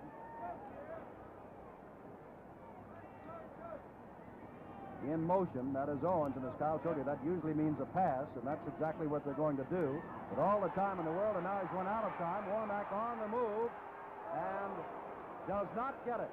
Just knocked down across the way. Nick Showalter, number 88, over there to knock him down. A junior defensive end from Kingsport, Tennessee. And so the conversion attempt is no good.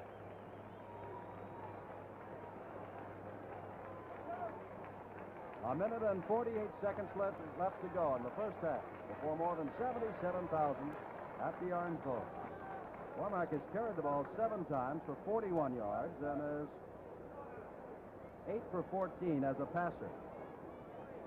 Scored once on a 7-yard run, thrown a touchdown pass to Eddie Hinton of 21 yards, and of course Steve Owens has just scored the 3rd touchdown from the 1-foot line. Statue of Liberty, which drew a round of applause. Action will continue here at the Orange Bowl. The score, Oklahoma 19 and Tennessee nothing. Right now, your Pontiac dealer is having a comparison sale. All right, let's compare sports cars. This is Pontiac's exciting new Firebird with its unique 175 horsepower overhead cam engine. Beautiful, isn't it? And these are its toughest competition. 4 of the best sports cars in the world. They all have bucket seats, road-hugging suspension, and even I have to admit, they look fantastic. Now, this has a high-compression overhead cam engine. Regular gas V8, high-output V8, and this one has just about everything you can put on a sports car. That's pretty rough competition, right? You know it. They're all Firebirds. Pontiac Firebirds. With competition like this, who needs those other sports cars?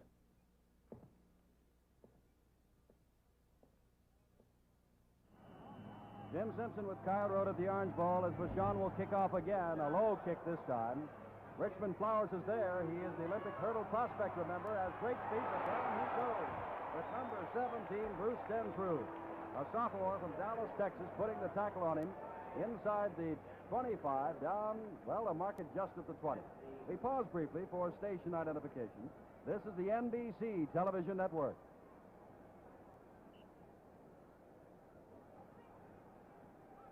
One minute, 43 seconds left, first half. Oklahoma has stunned a partisan crowd of Tennessee fans across the way, and I'm sure around the country. Chris comes out to the left, the split end. Running out with the ball is Dewey Warren. Warren passing and over the head of the monster man, Gary Harper. It was intended for Gary Chris, the Oliver Springs, Tennessee sophomore, number 91. A good pass defense on the part of Oklahoma's Bob Stevenson and Gary Harper, number 45, who, as you aptly call him, the monster man, moves around to the strength of the formation. And it's one of the unique positions. He has to be somewhere in between a linebacker and a defensive halfback, physically strong enough to come up and meet the run, agile enough to drop back into pass coverage. Linebacker stepping in. Pass over the middle and caught. And Richmond Flowers had his knee hit the ground, and that's why he simply stopped as he did. But it's a first down with a minute and 25 seconds showing, and the Volunteers trying to get on the scoreboard. And Tennessee has called timeout, Kyle. And here we see Flowers, number 22, going downfield, just bending across the middle, catching the Oklahoma defensive unit into a zone. 1 minute, 23 seconds to go as they're marking time on the field. And action will continue here at the Orange Bowl. The score, Oklahoma 19, Tennessee nothing.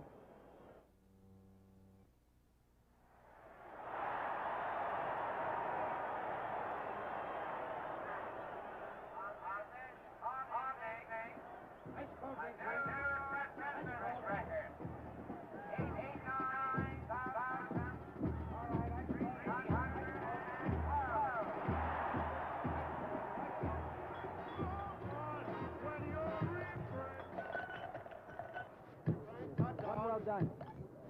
Frank, get your Frank hot dog. Hot dog, get your Frank and hot dog, Frank. Sodas, get your ice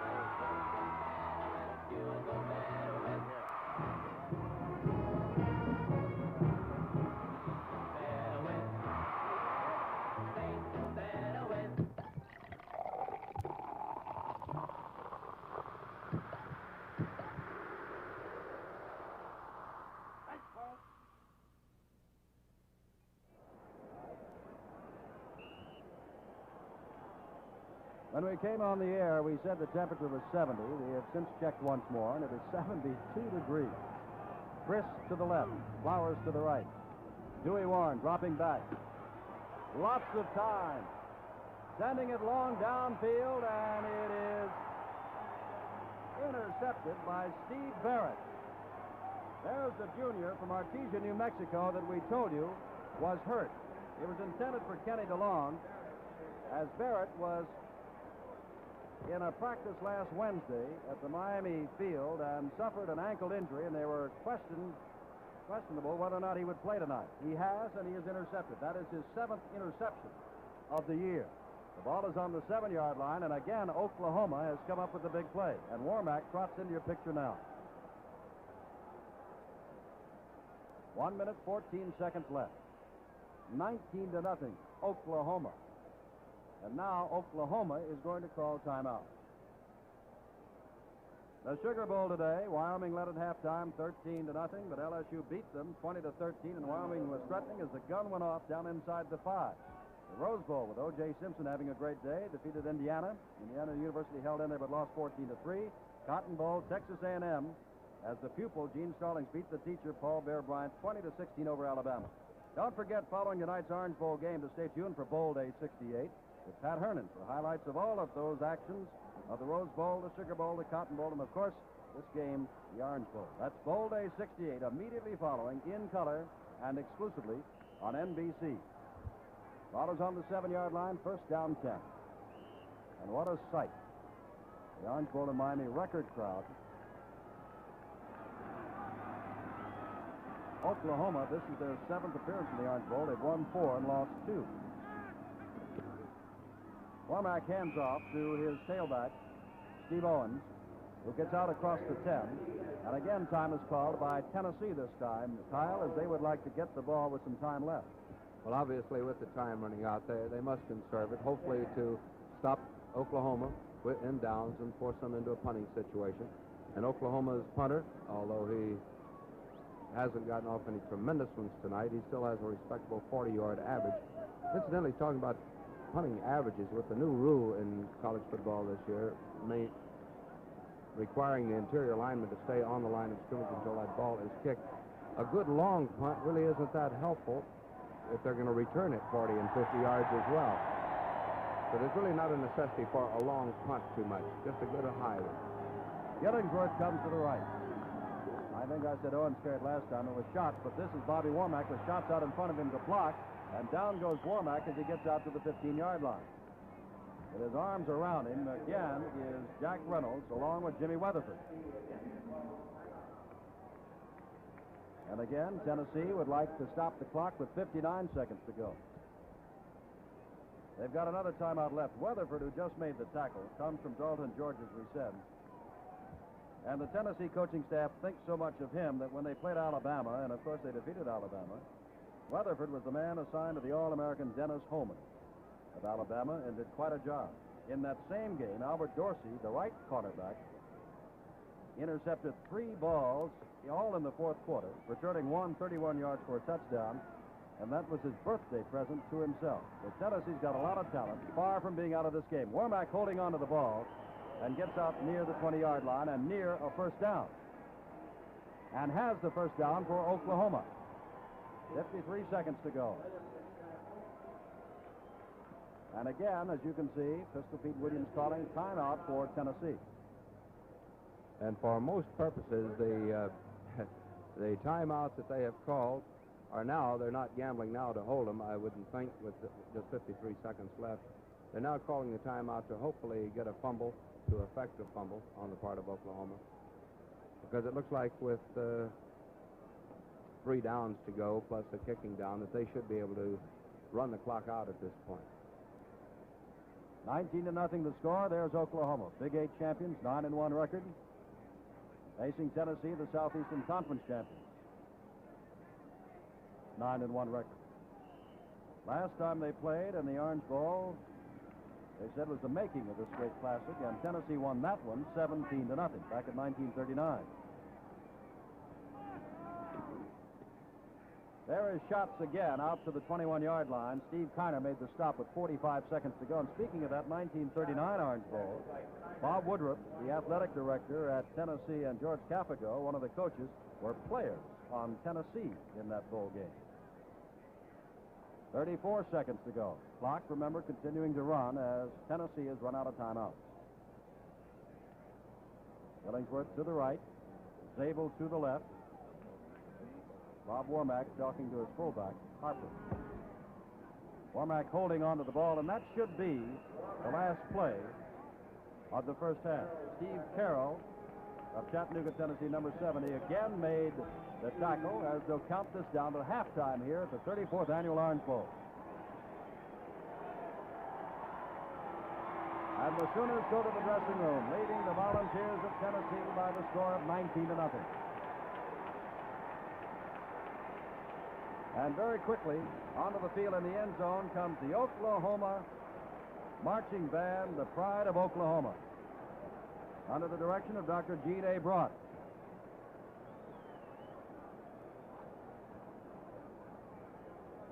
And bands, remember, get just as fired up as football teams, and I'm sure that the Sooner band is feeling pretty good right now at halftime with the score 19-0. After Oklahoma comes on, we'll have Tennessee, and then, of course, as we said, our Orange Bowl pageant. If you have never seen a halftime of an Orange Bowl before, stick with it. this is something to see. And if you have color, which I hope you do, you are the envy of your neighbors because it is brilliant. Here comes the pride of Oklahoma, the University of Oklahoma Marching Band.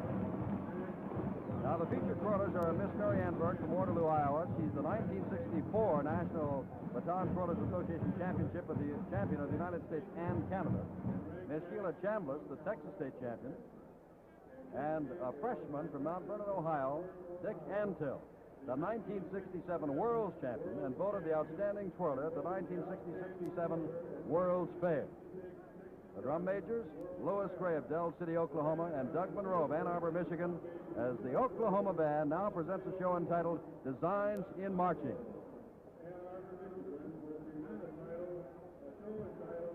And now, ladies and gentlemen, under the direction of Dr. Gene A. Brock, here is the University of Oklahoma Marching Band.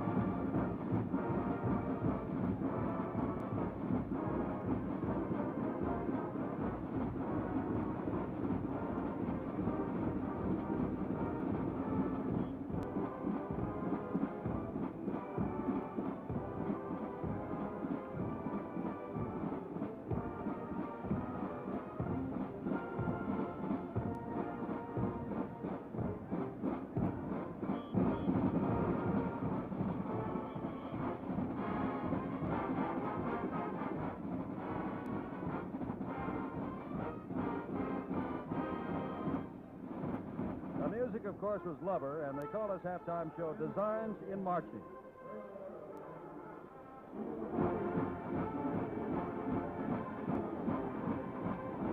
And this is the Washington Post March.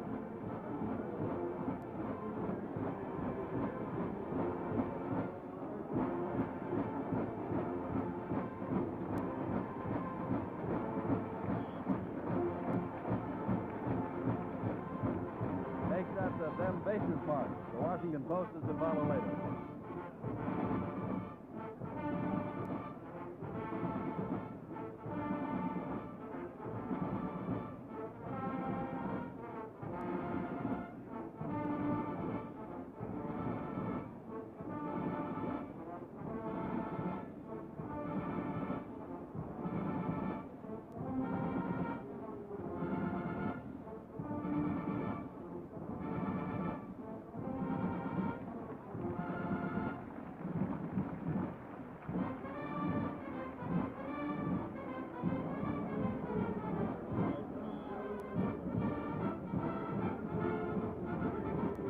Washington Post March by John Philip Sousa. The announcement being made is that a John Philip Sousa stage is to be built in the John F. Kennedy Center for Performing Arts. And it is being helped along by contributions by the American Bandmasters Association. And of course that includes those in charge of colleges and high school bands across the country.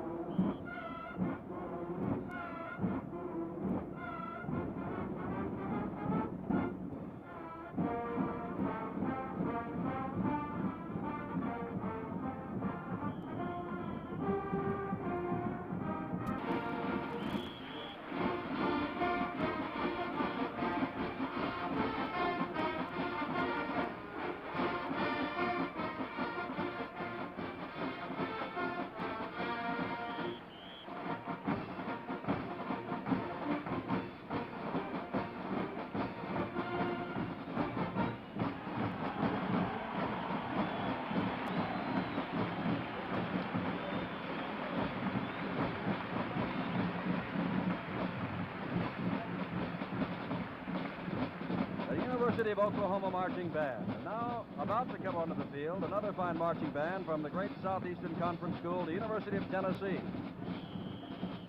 And by the way, the University of Tennessee Band, to show you how far back this goes, was organized immediately after the Civil War, when the university reopened. Since that time, their enrollment in this band has grown to more than 300 students in all of the bands from all of the colleges of the university. And of course, there are 8 conferences, or 8 colleges rather, spread around the state of Tennessee. And here comes the drum major of the Tennessee Band, Mr. Steve Singleton. The director is Dr. W.J. Julian.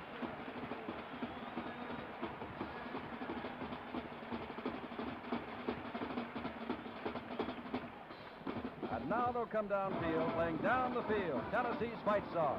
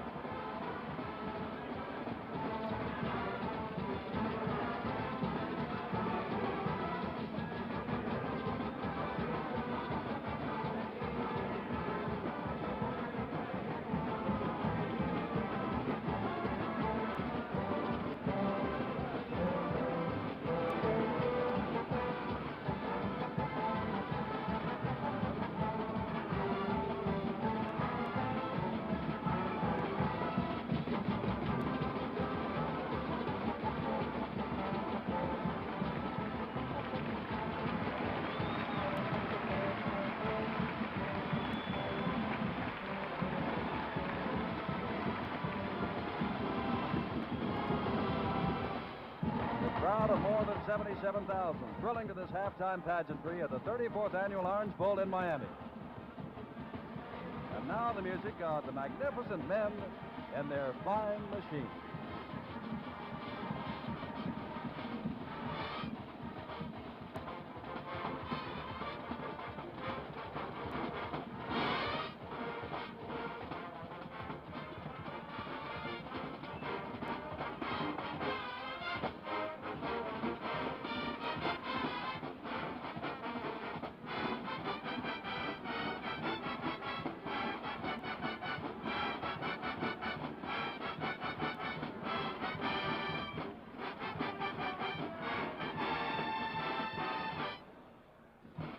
Majorettes are Connie Phillips, Annabelle Agee, Pam Bailey, Mary Lou Allen, Becky Nanny, Rosemary Payne, Kathy Price, Mary Carolyn Roper, Elizabeth Sims, and Elaine White. And the music now to this precision drill is the trumpet tune by Purcell.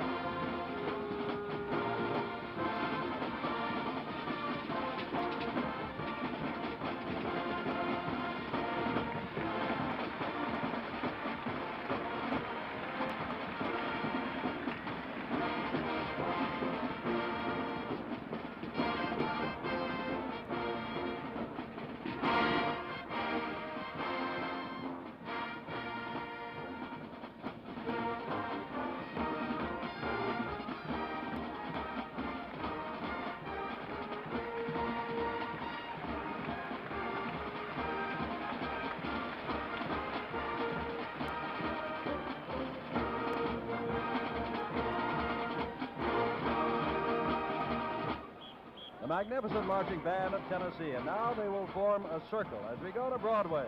And the Pride of the Southland Band will present a circle drill to the Broadway music of Cabaret.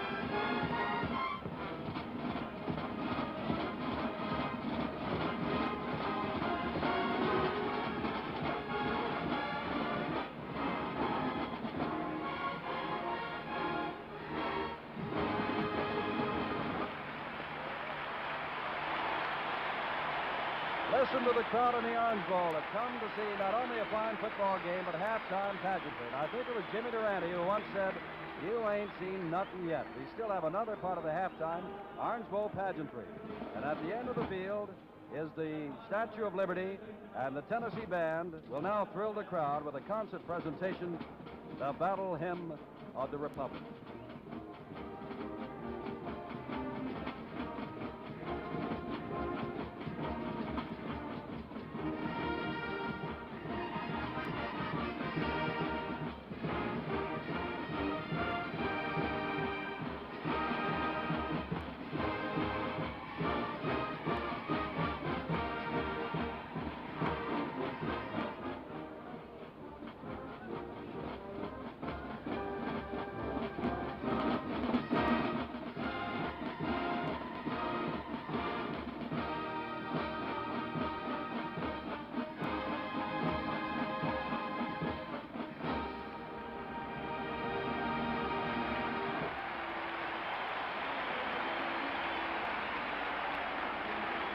The University of Tennessee Marching Band, directed by Dr. W.J. Julian.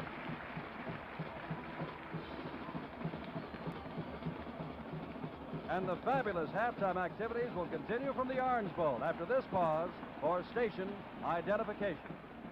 See The Evil of Frankenstein in chilling color Tuesday night.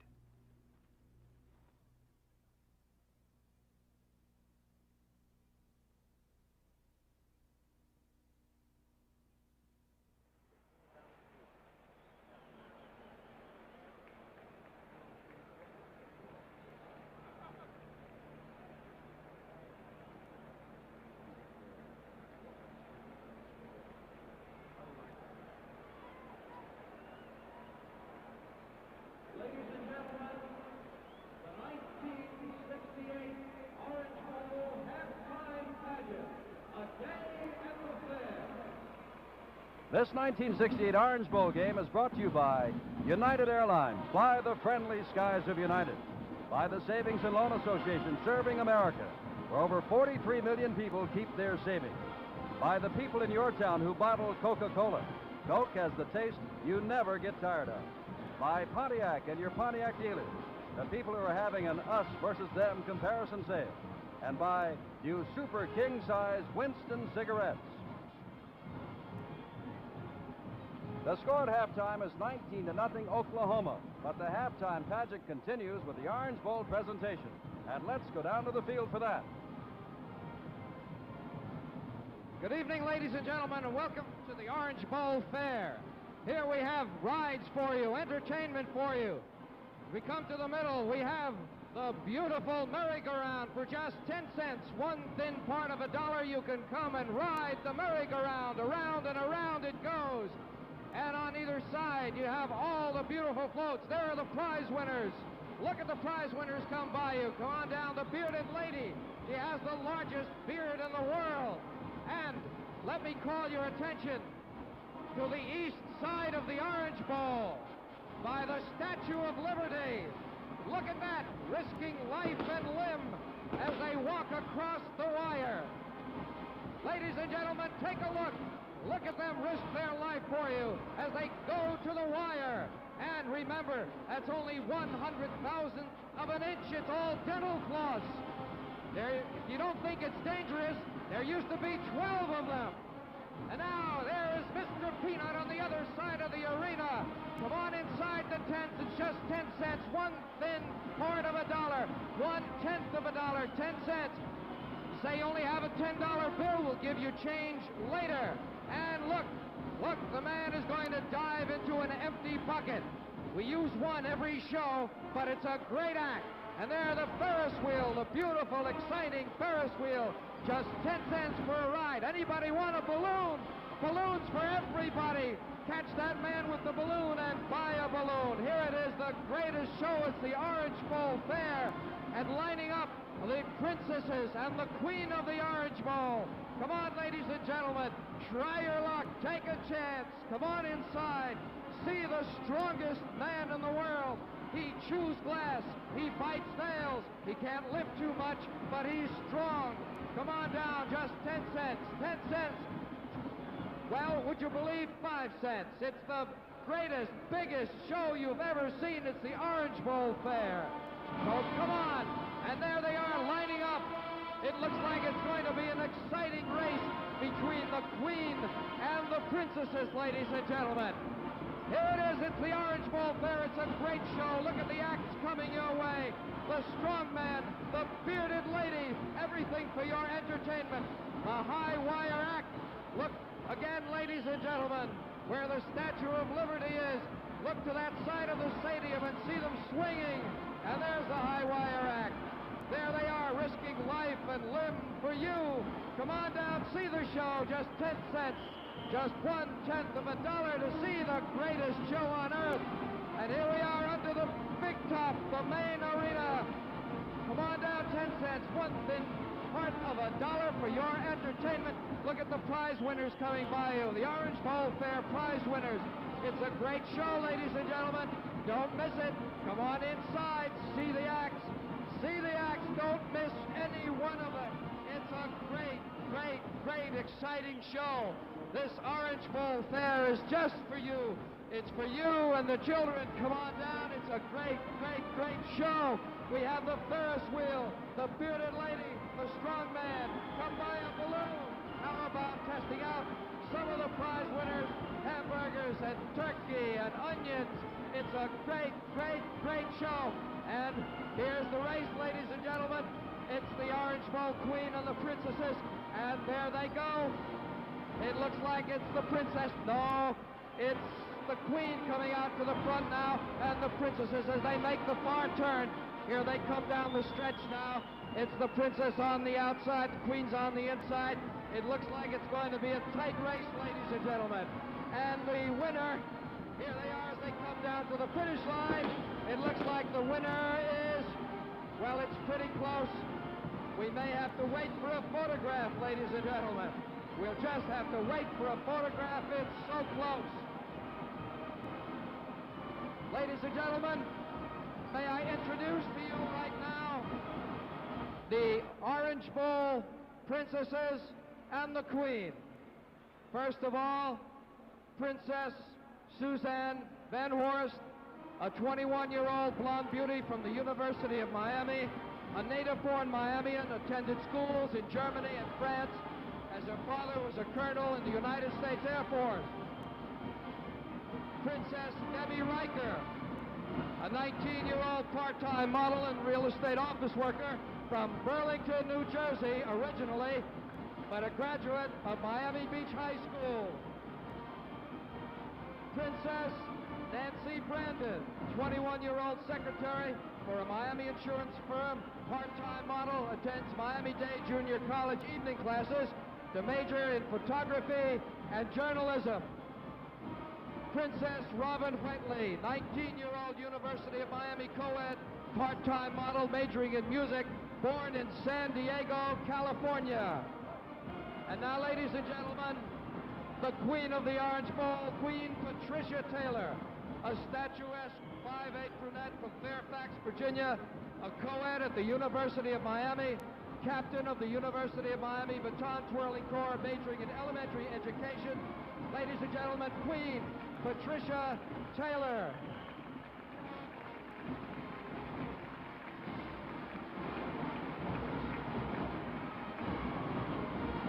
Now you're viewing this beautiful Orange Bowl Fair from wherever you are, way up at night with the lights out.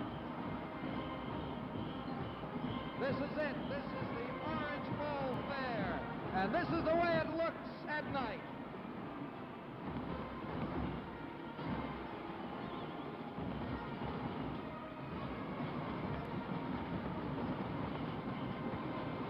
It's a great, great, great show, ladies and gentlemen. And now we have to pack up. There are other places to go and other shows to do. Next stop, Apalachicola. Happy New Year, everybody.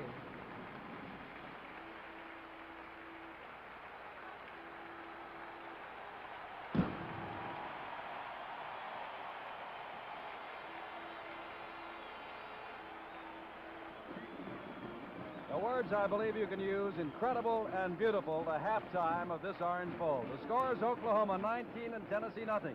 As we get ready for the second half kickoff of the 1968 Orange Bowl game. And now we return to our studios for this commercial message. It's not how long you make it, it's how you make it long. It's not how long you make it, it's how you make it long. It's not how long you make it, it's how you make it long. Everywhere you turn these days, you'll find new super king-size Winston cigarettes. All across the USA, smokers are discovering that just length alone can't make a cigarette taste one bit better.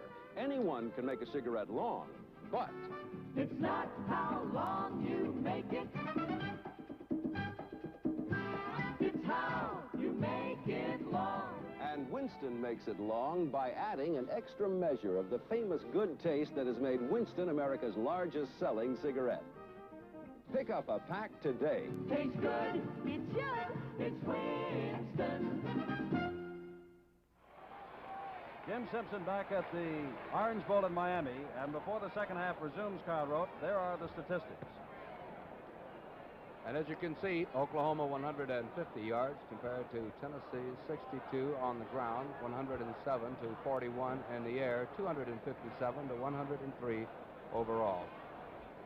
And you know, Jim, Tennessee has to make some changes. They may come out in an unbalanced line, but there will be some changes, I would assume, in their passing game particularly. One thing about Tennessee, they do have the manpower. Great reserves who can step in without the team's effectiveness being hurt at all.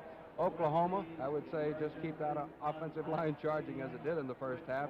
And number two, keep Bob Warmack healthy. Carl Kremser will kick off for Tennessee. The Volunteers trailing by the score of 19 to nothing. And deep in the middle is Eddie Hinton, who has scored on a 21-yard pass from Bob Warmack. That is Rick Baldridge nearest to you. And across the way is Steve Owens, number 36. The first half was all Bob Warmack and all Oklahoma. Tennessee is out to see what it can do in the second half. There's Doug Dickey, arms folded, undefeated since the opening loss to UCLA in the last night game they played. And by the way, Oklahoma has played 172 consecutive games in the daytime. The last time they played at night was 1951, and they lost that one to Texas A&M 14-7. The last night game Tennessee played was at the beginning of 1967 season when they lost by the score of 20-16. And if you're wondering what is going on the field, well, we continue to talk up here. Something has gone wrong with the official clock. And they are now fixing it, and they have just fixed it and flashed it to the 15-minute mark. And so now, kicking off will be Kremser. And Hinton and Baldridge and Owens remain deep. Soccer-style kicker, born in Germany, as we said, discovered by others at Tennessee who called on their coaches to look at him. George Capigo looked at him and decided he's quite a kicker, which he is.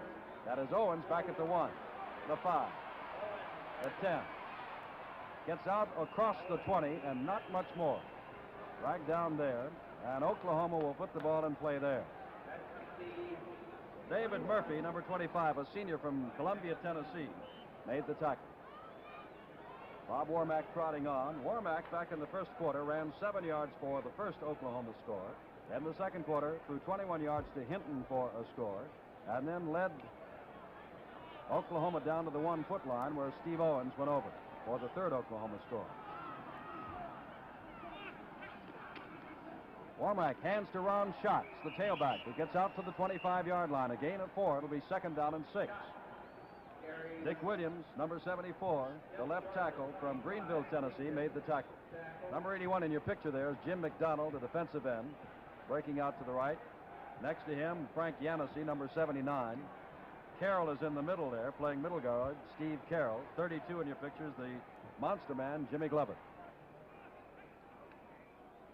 Warmack still has the ball, being rushed, and down he goes inside the 15-yard line.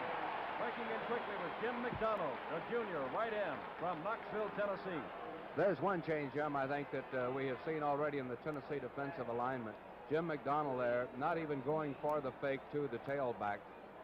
Just staying outside, making sure that Warmack doesn't come out of there with that ball on his hip and in position to throw the ball. We gave you half of the Tennessee defensive line. Dick Williams is at left tackle. Vic Dingus at left end. Weatherford, Jones, and Dorsey deep. Reynolds, Glover, and Kiner, the linebackers. 3rd down and 17. Warmack. Pass up the sidelines, and out of bounds it goes, incomplete, and down goes a trainer across the way, intended for Hinton, and over there with him was Jimmy Weatherford. Apparently, Jim, this is a definite change they've made because it was the same play almost to the right side rather than to the left, and this time it was Vic Dingus, number 80, the Tennessee defensive end, who played it to the outside, again, trying to keep Warmack from getting out there and in position and having enough time to let go of that ball under control. Well, Pete Williams, the referee, is discussing the penalty. And we'll see exactly what it is as flags flew. Ineligible receiver downfield, charged, of course, against Oklahoma, has been refused by Tennessee. And so that makes it 4th down, and Gordon Wheeler, with 17 yards to go for the 1st down, has come in and is standing back on his own 1. And will kick the ball away to Bill Baker of Jasper, Tennessee, number 48. That is Wheeler. 40-yard kicking average, as we said, 19th in the nation. Baker in single safety. Gets the rush, but gets the ball away. A driving kick that Baker will take at the 46, across the 50, and down to the 40-yard line of Oklahoma, and Tennessee, trailing 19-0, has good field position. In 1968, NBC will bring you 2 of television's most popular golf programs. Starting on January 20th, Emmy Award winner Shell's Wonderful World of Golf. Then later in the year, NBC will telecast 4 special Big 3 golf tournaments between Arnold Palmer, Gary Player, and Jack Nicklaus. That's this year. More outstanding golf in color and exclusively on NBC. Chris is wide to the right. Dewey Warren is in at quarterback. Warren keeping the ball, and he is wrestled down by John Titsworth, the big right tackle, helped out by Jim Pius. Numbers 78 and 84. A gain from the 40-yard line down to the 37 of 3, 2nd down 7. You're watching this 1968 Orange Bowl game from the Orange Bowl in Miami, Florida. It is live, it is in color, and it is exclusively on NBC, and we had 70 degrees at game time, and the temperature has gone up. It's now 74. Chris wide to the right, Flowers to the left. In motion comes Charlie Fulton. Warren dropping straight back. Warren with time, aims and has Chris. Chris gets down to the 25-yard line before he's tackled down there by Don Trimmer and Rick Goodwin. That's enough for the 1st down for Tennessee. The Volunteers trailing 19-0, hope to make the 2nd half difference. Here we see Gary Chris going downfield, and he'll do a little turn in, just a little curl in. Number 91, Gary Chris, taking that ball for a 1st down. 12 minutes, 21 seconds to go in the 3rd quarter. That is the Tennessee rooting section across the way. Flowers to the right, Chris to the left. From the 25 on 1st down, there is Charlie Fulton getting down to the 21-yard line. Dan Trimmer again in on the tackle. He is the game captain, a senior from Euless, Texas, number 43. 2nd down and 6. The ball on the 21.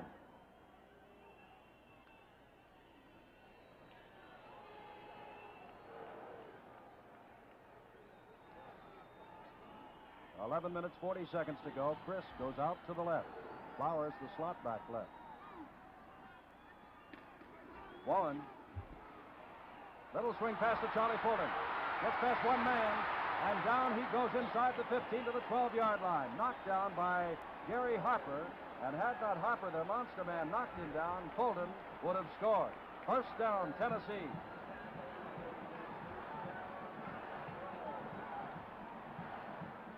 Fulton goes out, and Chadwick comes in. Chadwick's number 20, the leading scorer for the Volunteers. As the Volunteer rooting section says, go. Flowers goes wide left. He's on the line. Chris is actually flanked in the backfield to the right. Warren. Chadwick throws a block across the way, and it is Flowers across the way inside the 10 down to the 9-yard line. Richmond Flowers over there with him. Knocked him out of bounds was Bobby Stevenson. Usually you will see in the first series of drives, whether it be offensively for Oklahoma or for Tennessee, some of the adjustments being made that were made at the halftime. Apparently, Tennessee picking out some flaws in the Oklahoma defensive alignment, completing these last two passes, short passes, but completed. 2nd down and 7 from the 9. Flowers left, Chris right. Warren looking for Flowers, and it's off his hands in the end zone.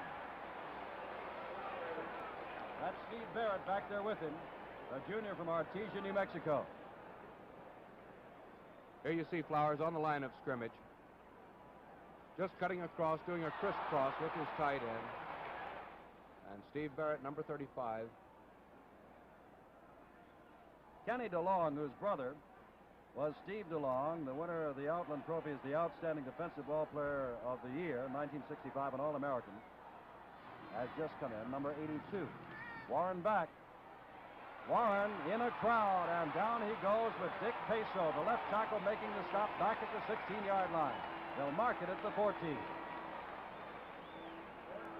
And that will bring up 4th down and long yardage.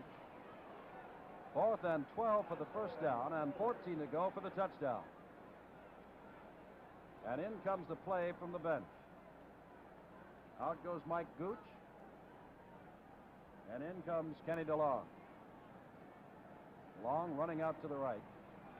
Richmond Flowers flanked wide right. Closest the Volunteers have been all night. Warren with a big rush and throws to Chadwick, who can't hold on to it at the 14-yard line, and Oklahoma takes over. Gary Hopper, the monster man, was there to break it up. Action will continue here at the Orange Bowl. The score is Oklahoma 19 and Tennessee nothing.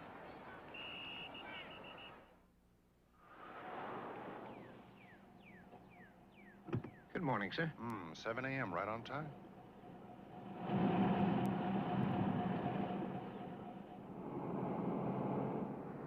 Not much traffic. Well, it's pretty early yet.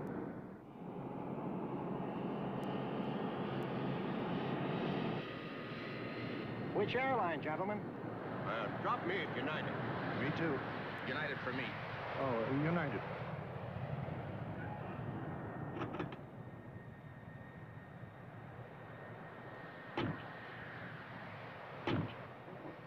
United got 4 out of 5.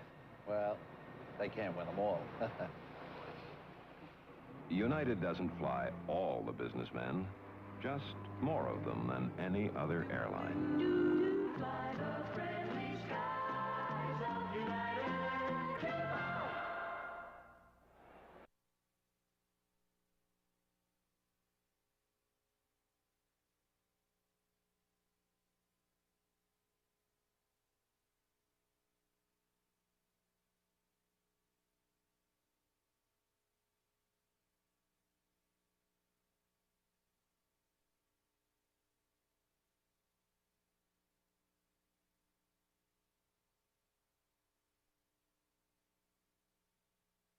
We're in the 3rd quarter in the Orange Bowl. 9 minutes, 56 seconds to go. Oklahoma has taken over on downs on their own 14. 1st and 10. They lead 19-0. Killingsworth and Hinton come to the left. Cormack 9 for 15 tonight. Cormack with the ball, holding on to it, and gets out near the 18-yard line before he is driven back. Jimmy Weatherford is at the bottom of that pile, number 30, along with Jack Reynolds, number 64. Dewey Warren 3 for 5 as he led the Volunteers down the field to inside the 10-yard line, but could not take the ball in. A tremendous defensive rush put on by Oklahoma. Killingsworth and Hinton again wide left.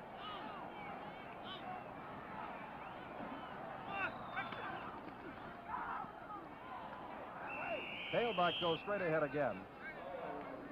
And that's Steve Owens, the sophomore from Miami, Oklahoma. Led the Big 8 in rushing and in scoring. 12 touchdowns, 72 points, and he's got one tonight, number 36. Now again, a big play for Oklahoma, and of course for Tennessee, which needs the football. 3rd down and 2 from the 22-yard line of Oklahoma. Hinton and Killingsworth again left. And again, Owens has the ball, and he's got the first down out across the 25-yard line to the 26. And again, we have seen that Oklahoma offensive line beating the defensive line of Tennessee to the ball. Coming off that ball extremely well. They're driving them back, I would say, 2 and 3 yards every time. Well, Kyle, as we talked to the coaches earlier in the week, they told us that there's no need to have a computer or a big scouting film for Oklahoma. They simply give the ball to the tailback and have him run off tackle. As Mr. Warmack has been doing a lot of running himself tonight. There's Warmack again, handing again to his tailback, and this time Owens may have gotten a yard and no more.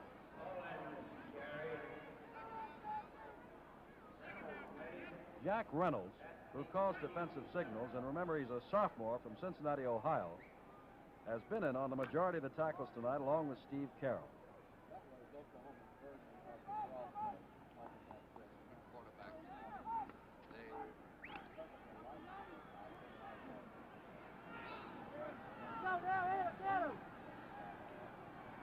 Second down and 10.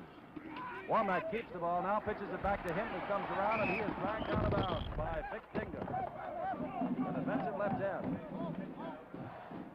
7 minutes, 28 seconds to go, 19-0 Oklahoma. We're in the third quarter. And it is third down.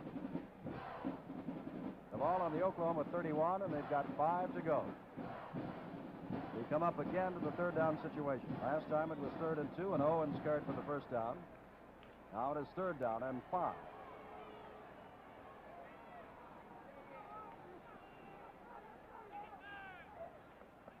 Owens in motion. That usually means a passing play, and he's going to throw and intercept it down the sideline. Goes Jimmy Glover, touchdown.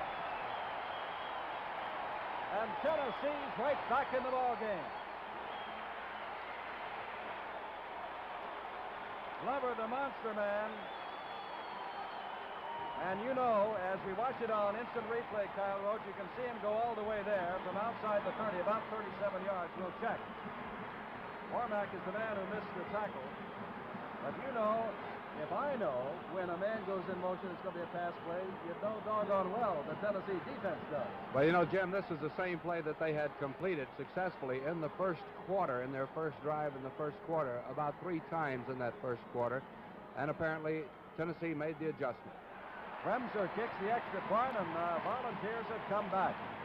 7 minutes, 17 seconds to go in the third quarter, and action will continue here at the Orange Bowl. The score now, Oklahoma 19 and Tennessee 7. Money is a hat your husband laughs at. Money is wire wheels, bucket seats, and 4 on the floor. Money is your child's allowance. Money is a trip to Mexico. Money is blueprints and bricks, plywood and plumbing. Money is your first home. Money is jobs and wages and profit. Money is progress, and your nearby Savings and Loan Association is working for you and your community by keeping money on the move. It starts here in a savings account where your money earns income. Your savings are combined with the savings of others and loaned to families who want to buy or build homes. Money goes to a builder who buys materials and pays his employees, who pay the grocer, the cleaner, the butcher, never ending. Money on the move. It begins at your Savings and Loan Association. Jim Simpson back at the Orange Bowl in Miami, and Tennessee has gone wild. Carl Kremser to kick off to Eddie Hinton. Lots of time to play, and Kremser puts his foot in this one, driving Hinton deep in the end zone, and he'll stay right there. 1st and 10 Oklahoma at the 20.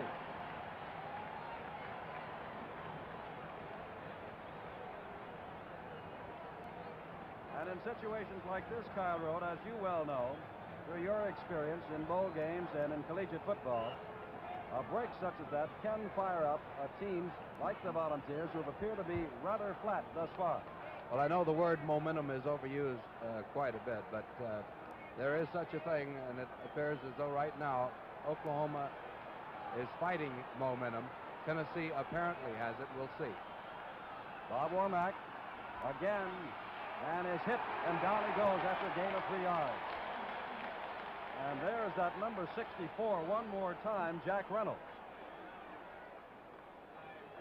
Sophomore calls defensive signals, makes a bundle of tackles, a gain of 3. It's 2nd down 7. Jim, it's an interesting thing now. Apparently, Tennessee has figured out some of the things that Oklahoma was doing in that first half. We'll see if Oklahoma, in turn, can make new adjustments, as they must. If the other team has them figured out, we'll see what Bob Warmack comes with. Zabel now splits to the right, Killingsworth to the left. Warmack still has the ball, fires it, intercepted again by Tennessee. And down goes number 30, Jimmy Weatherford.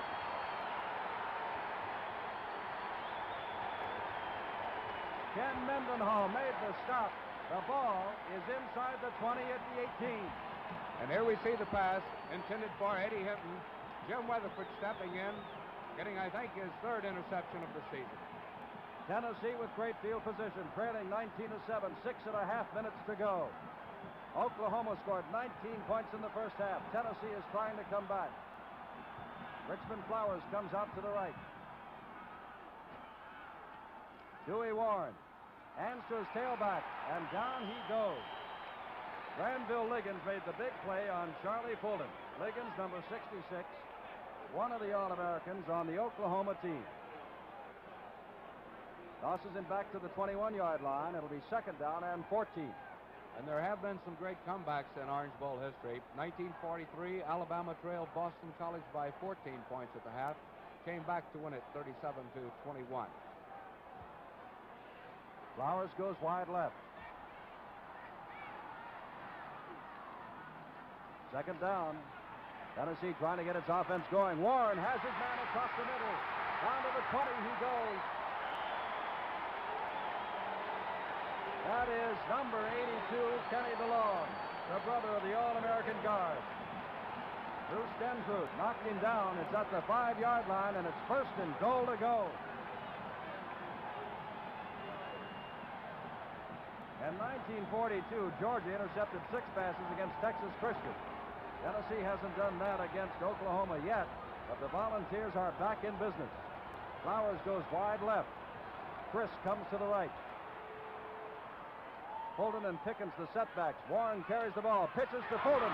Fulton with a blocker, touchdown!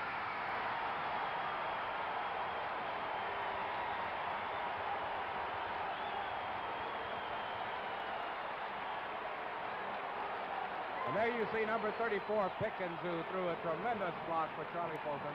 Here we see that play again. You'll watch Pickens, number 34, the fullback, after Fulton gets the pitch out. And Fulton in for a touchdown for Tennessee. Carl Kremser is coming in shades of this afternoon Sugar Bowl when Wyoming led 13-0 at the half, only to lose to LSU 20-13 in the second half. Tennessee hasn't come all the way back yet, but they are trying. Kremser's kick is good. And within 2 minutes, Tennessee has scored twice. Action will continue here at the Orange Bowl. The score, Oklahoma 19, Tennessee 14. Can we interest you in a nice, simple way to enjoy a bottle of Coca-Cola? First, you find a place like this, on a day when the air is especially crisp. And then find a stream, one that's icy cold. And that's where you place your bottle of Coca-Cola. And when you take your first sip, you'll think it's the most delicious, refreshing bottle of Coke in the whole world. Can't talk you into it, huh? Okay, then. Stay right at home. Drop a few ice cubes into a glass and pour yourself the most delicious refreshment in the whole world.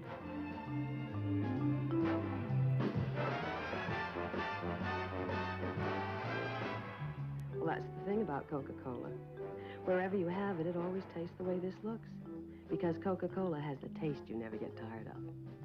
That's why things go better with Coke, after Coke, after Coke.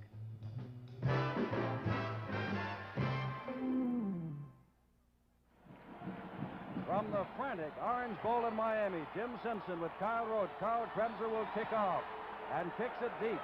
Not as deep this time as Hinton comes out to the 4 to take it for Oklahoma. Across the 15. And down he goes as he hits to the 22-yard line. Fine tackle there by Jimmy Weatherford as we pause briefly for station identification. This is the NBC Television Network.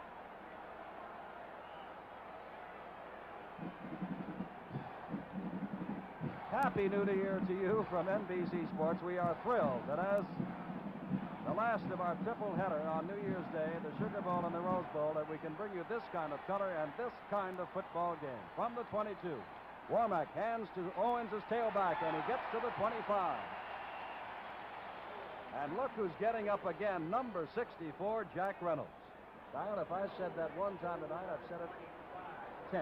Well, it's indicative of the alteration the Tennessee team has made in their defensive alignment, particularly on these just tailback slants off tackle. They fill the gap. 2nd down and 7. Killingsworth goes wide right. Warmack with the ball, running out. Carroll is there. Gets by Carroll, and now Carroll catches up to him. Fumble on the play, and Tennessee recovers. Hold it, they're waving him off the field. The crowd went wild. The officials signaled first down Tennessee, but now they're bringing the ball back and saying, no, sir, it belongs to Oklahoma. Vic Dingus is the man who jumped on the ball, and the ball carrier. It is at the 29, and it will be 3rd down and short yardage, about 3. The whistle had blown the play dead.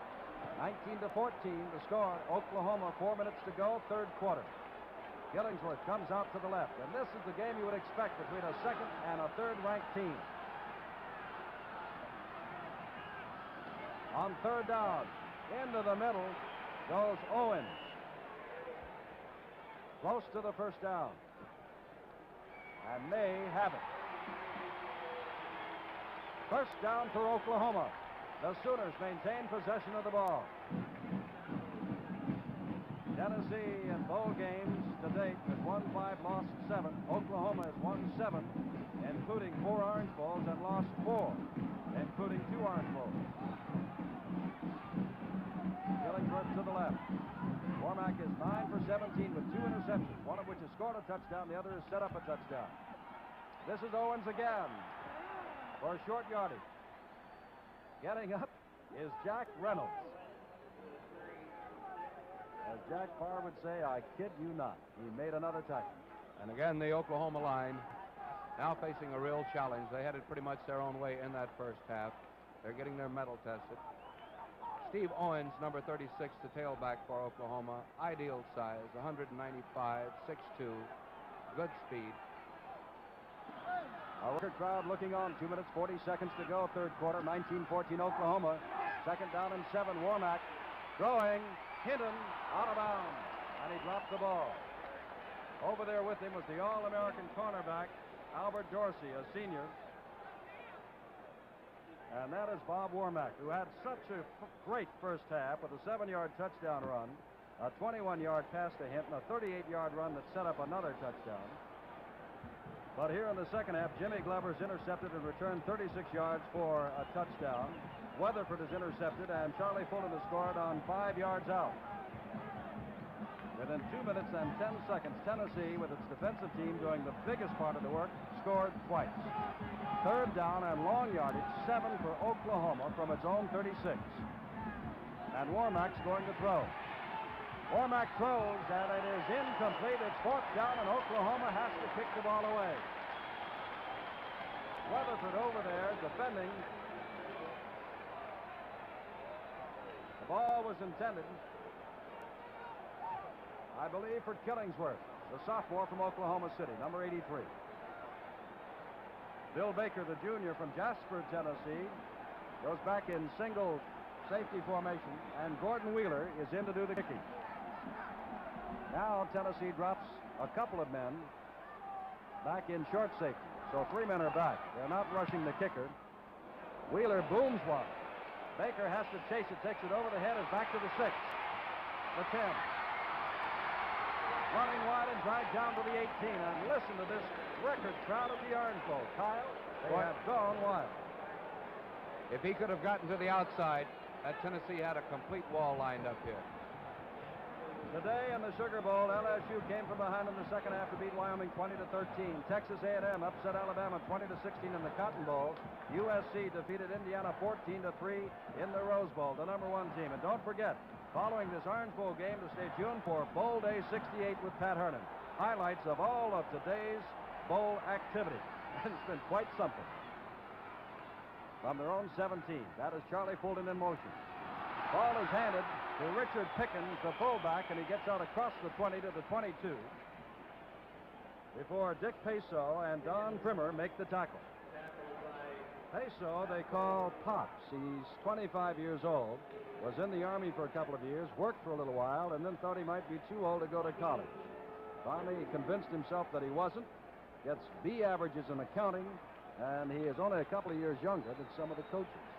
I don't know whether you can notice it as much as I do, Jim, or at least if you agree with me, but this Tennessee club is really fired up. They're coming off that ball like they never have in that first half. Second down 6. Warren with the ball. Flag goes down as Dewey Warren gets to the 25. And defensive holding is going to be charged against Tennessee. And that will drive the Volunteers back. Well, when Warmack was having the great moments in the first half, we gave you his nickname, which is the Worm. Dewey Warren's is Swamp Rat, because he used to have to walk through the swamps around Savannah, Georgia, in order to get to school when he was a kid. The options being explained now to the Oklahoma team.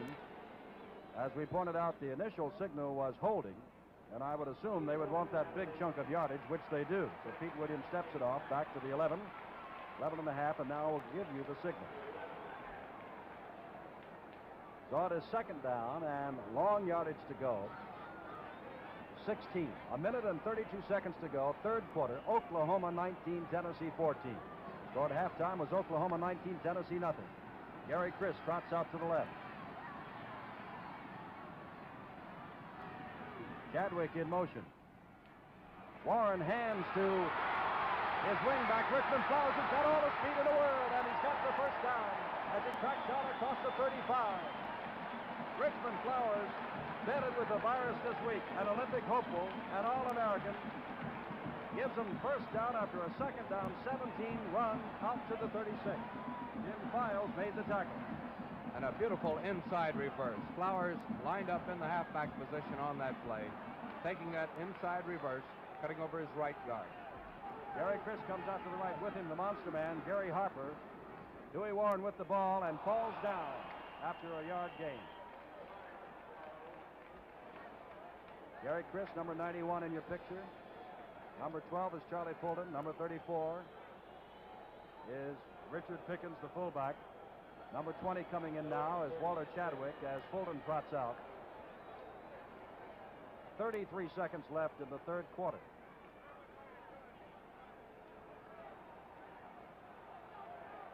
Richmond Flowers out here, and the monster man, Gary Harper, is out with him. Over the middle to DeLong. DeLong is out past midfield and into Oklahoma territory. Another first down, Tennessee. 9 seconds to go in the third quarter, and not another play will be gotten off. 1 second. That's it. That's the end of the third quarter in this exciting 1968 Orange Bowl game. The score, Oklahoma 19, Tennessee 14. Recognize him? The great American car shopper. You know what he's doing? He's comparing our Pontiac Catalina to the so-called low-priced cars. Because right now, Pontiac dealers are having a comparison sale. He's comparing the track. Wider. That's wider. It's wide track. He's comparing the engine. It's bigger. Oh, it's bigger. Bigger. Now he's comparing the wheelbase. It is longer. It is longer. Wait till he finds out how little it costs. Well, He found out. us comparison shoppers made Pontiac everything it is today. Now, wait till he finds out us is having a sale. We pause now for station identification. See the premiere of Shell's Wonderful World of Golf, Saturday, January 20th.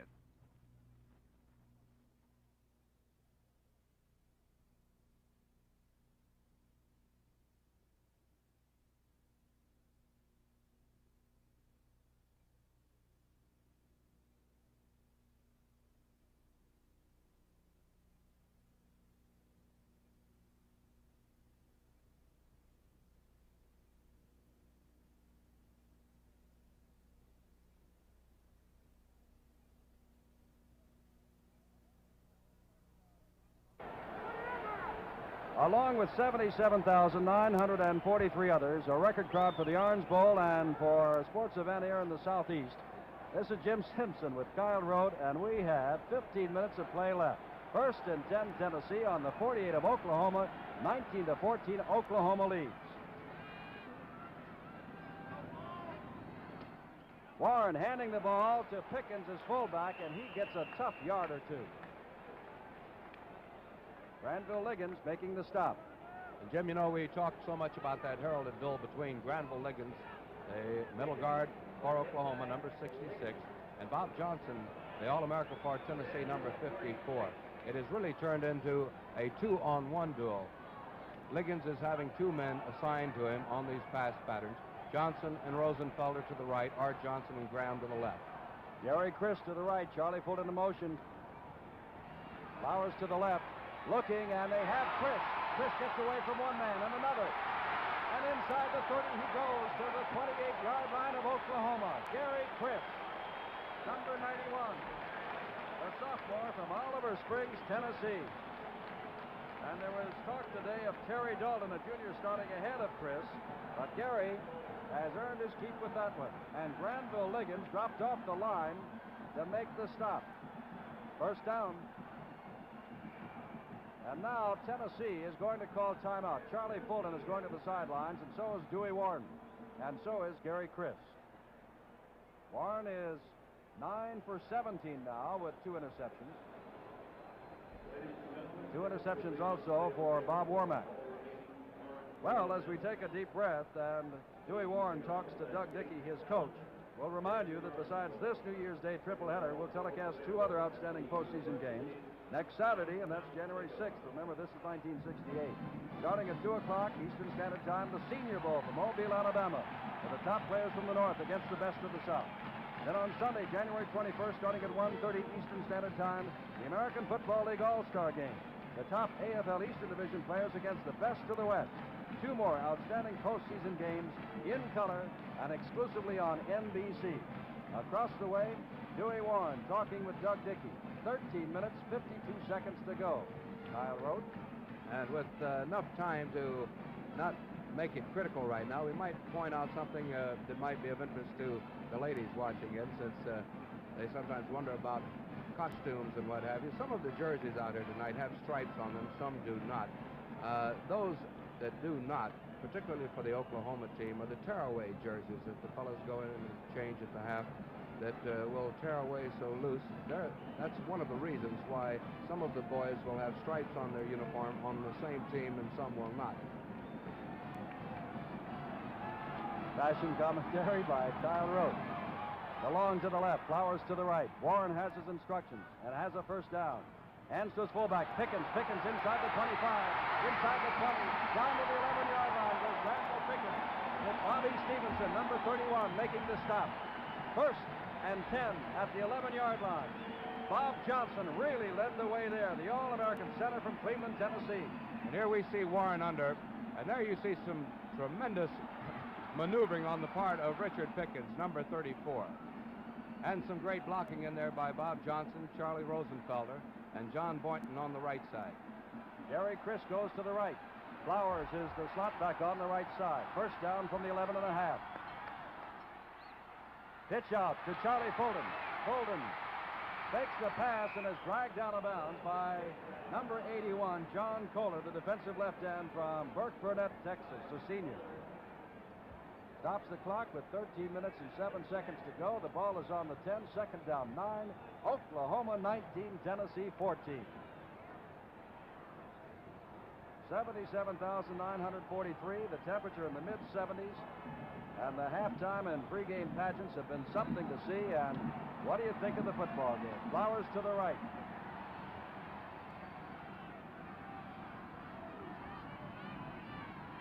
Warren hands again to his fullback, and Pickens gets maybe a yard inside the 10 down to the 9. That's John Titsworth, number 78, getting up. A junior, 6'3", 215. Third down, and about 8 to go for a touchdown. And 6 to go for the first down.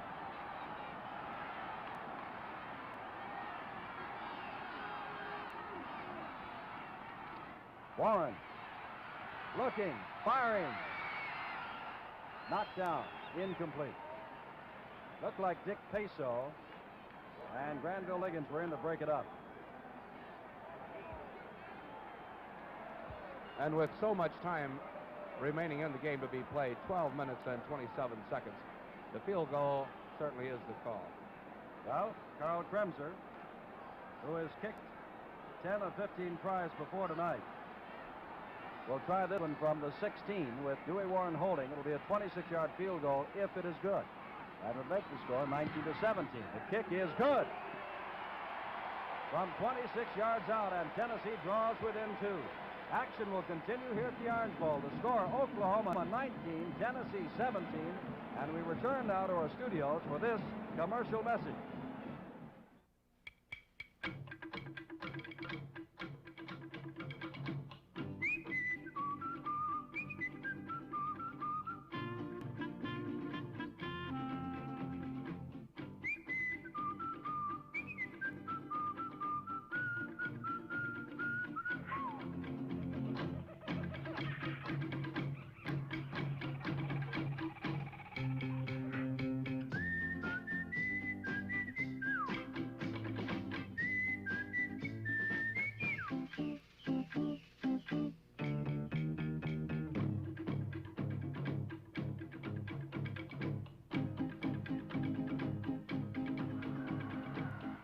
I'd walk a mile for a camel. This little demonstration was strictly for smokers who never tasted a Camel cigarette. Camel smokers, you know what we mean. You other guys, start walking. You're looking from the end zone past the Orange Grove as Kremser kicks off. Hinton is the man deep and takes it on the 2. Across the 20 with a burst of speed, he gets out to the 27-yard line. Eddie Hinton.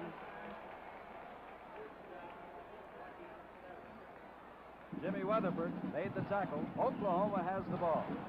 And we've said it before as Bob Warmack trots in, and we will say it again. That the Sooners, in case you are just joining us, scored all 19 points in the first half, and in the second half it has been all Tennessee with 17 points. 19-17, 12 minutes and 17 seconds to go. Billingsworth to the right.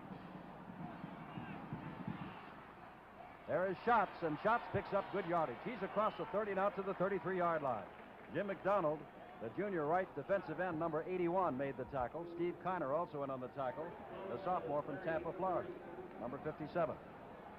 Incidentally, on these off-tackle slants that Oklahoma is running, there's no deception other than what Warmack might do with the ball, whether he keeps it or hands it off. But as far as the blocking is concerned, it's all zone blocking, position blocking, rule blocking up along the front. No crossing, no traps. 2nd down and 4. Schatz with the ball again, and this time he picks up a yard or 2 out near the 35. Steve Kiner from that right side linebacker position, and again Jim McDonald on the tackle. Same 2 combined to stop Schatz at the 35-yard line. And now it is 3rd down and a long 2 yards to go. Big play again for Oklahoma and Tennessee. Billingsworth comes to the right.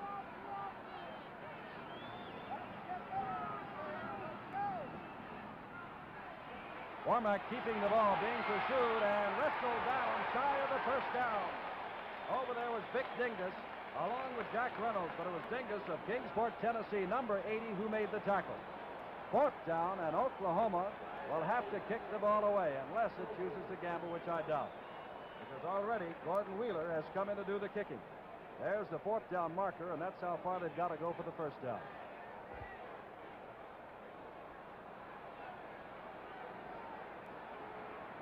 Bill Baker goes deep. Wheeler, you're looking at now, will do the punting. Baker last time had a good punt return and gave Tennessee good field position. Watches this one bounce, and now will lay off of it as it goes out of bounds, and they'll mark it at the 18-yard line. 1st and 10 for Tennessee. Action will continue here at the Orange Bowl. The score, Oklahoma 19 and Tennessee 17. 9 years ago, United Airlines sold Dave and Joan Rundell a round-trip ticket to Hawaii. They still haven't used the other half. Would you like to see what they've been doing?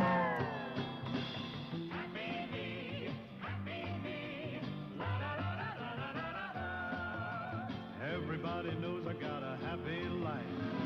Got no troubles, got a wonderful wife.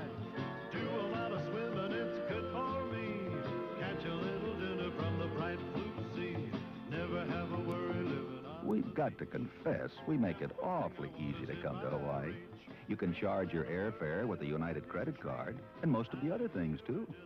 And you don't have to spend 9 years here like the Rundells. Gosh, you wouldn't want to do that.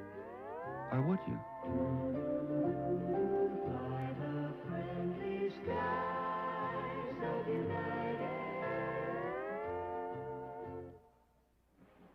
If I may be permitted to editorialize, with the Statue of Liberty replica at the end zone, and of course, the queens of this Orange Bowl pageant, 77,943, and the two fine football teams of Tennessee and Oklahoma, and a New Year's Day, well, we're proud to be here and just a part of it, the whole country.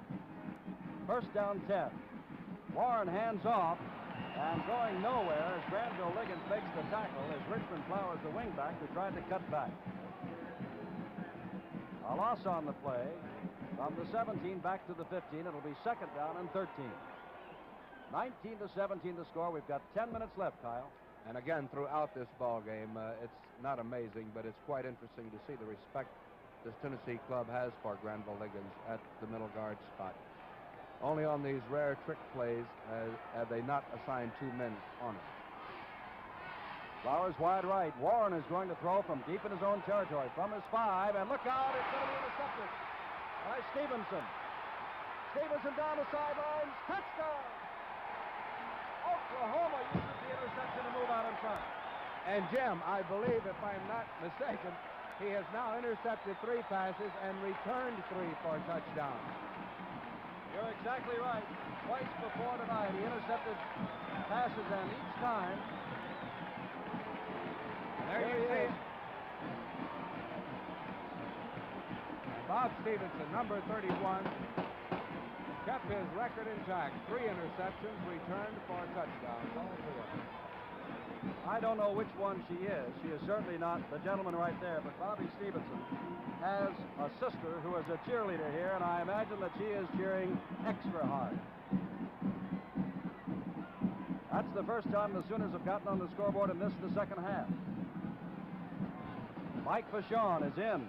Warmack takes the high pass from center, and the kick is good. Oklahoma moves out in front, 26-17. They've been in front. They're just moving a little farther out in front. Now, besides this New Year's triple header, and what a day this has been, we will also telecast 2 other outstanding postseason games. On Saturday, that's next Saturday, January the 6th, starting at 2 o'clock Eastern Time, that Senior Bowl from Mobile, Alabama, with the top players in the North against the best of the South. Then on Sunday, January the 21st, starting at 1:30 Eastern Standard Time, the American Football League All-Star Game, the top AFL Eastern Division players against the best of the West. 2 more outstanding postseason games in color and exclusively on NBC. Charlie Fulton is deep as Vachon will kick off.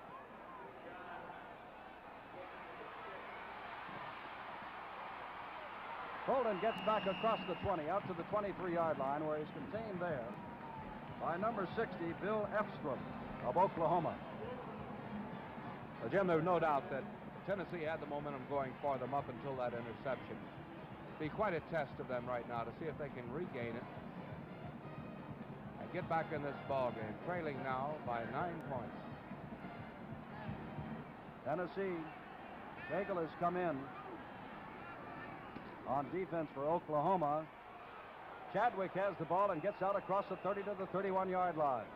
John Titswip makes the tackle along with Granville Liggins. There we see Liggins, a good shot of it. Look how he met that blocker and still held on to the tackle.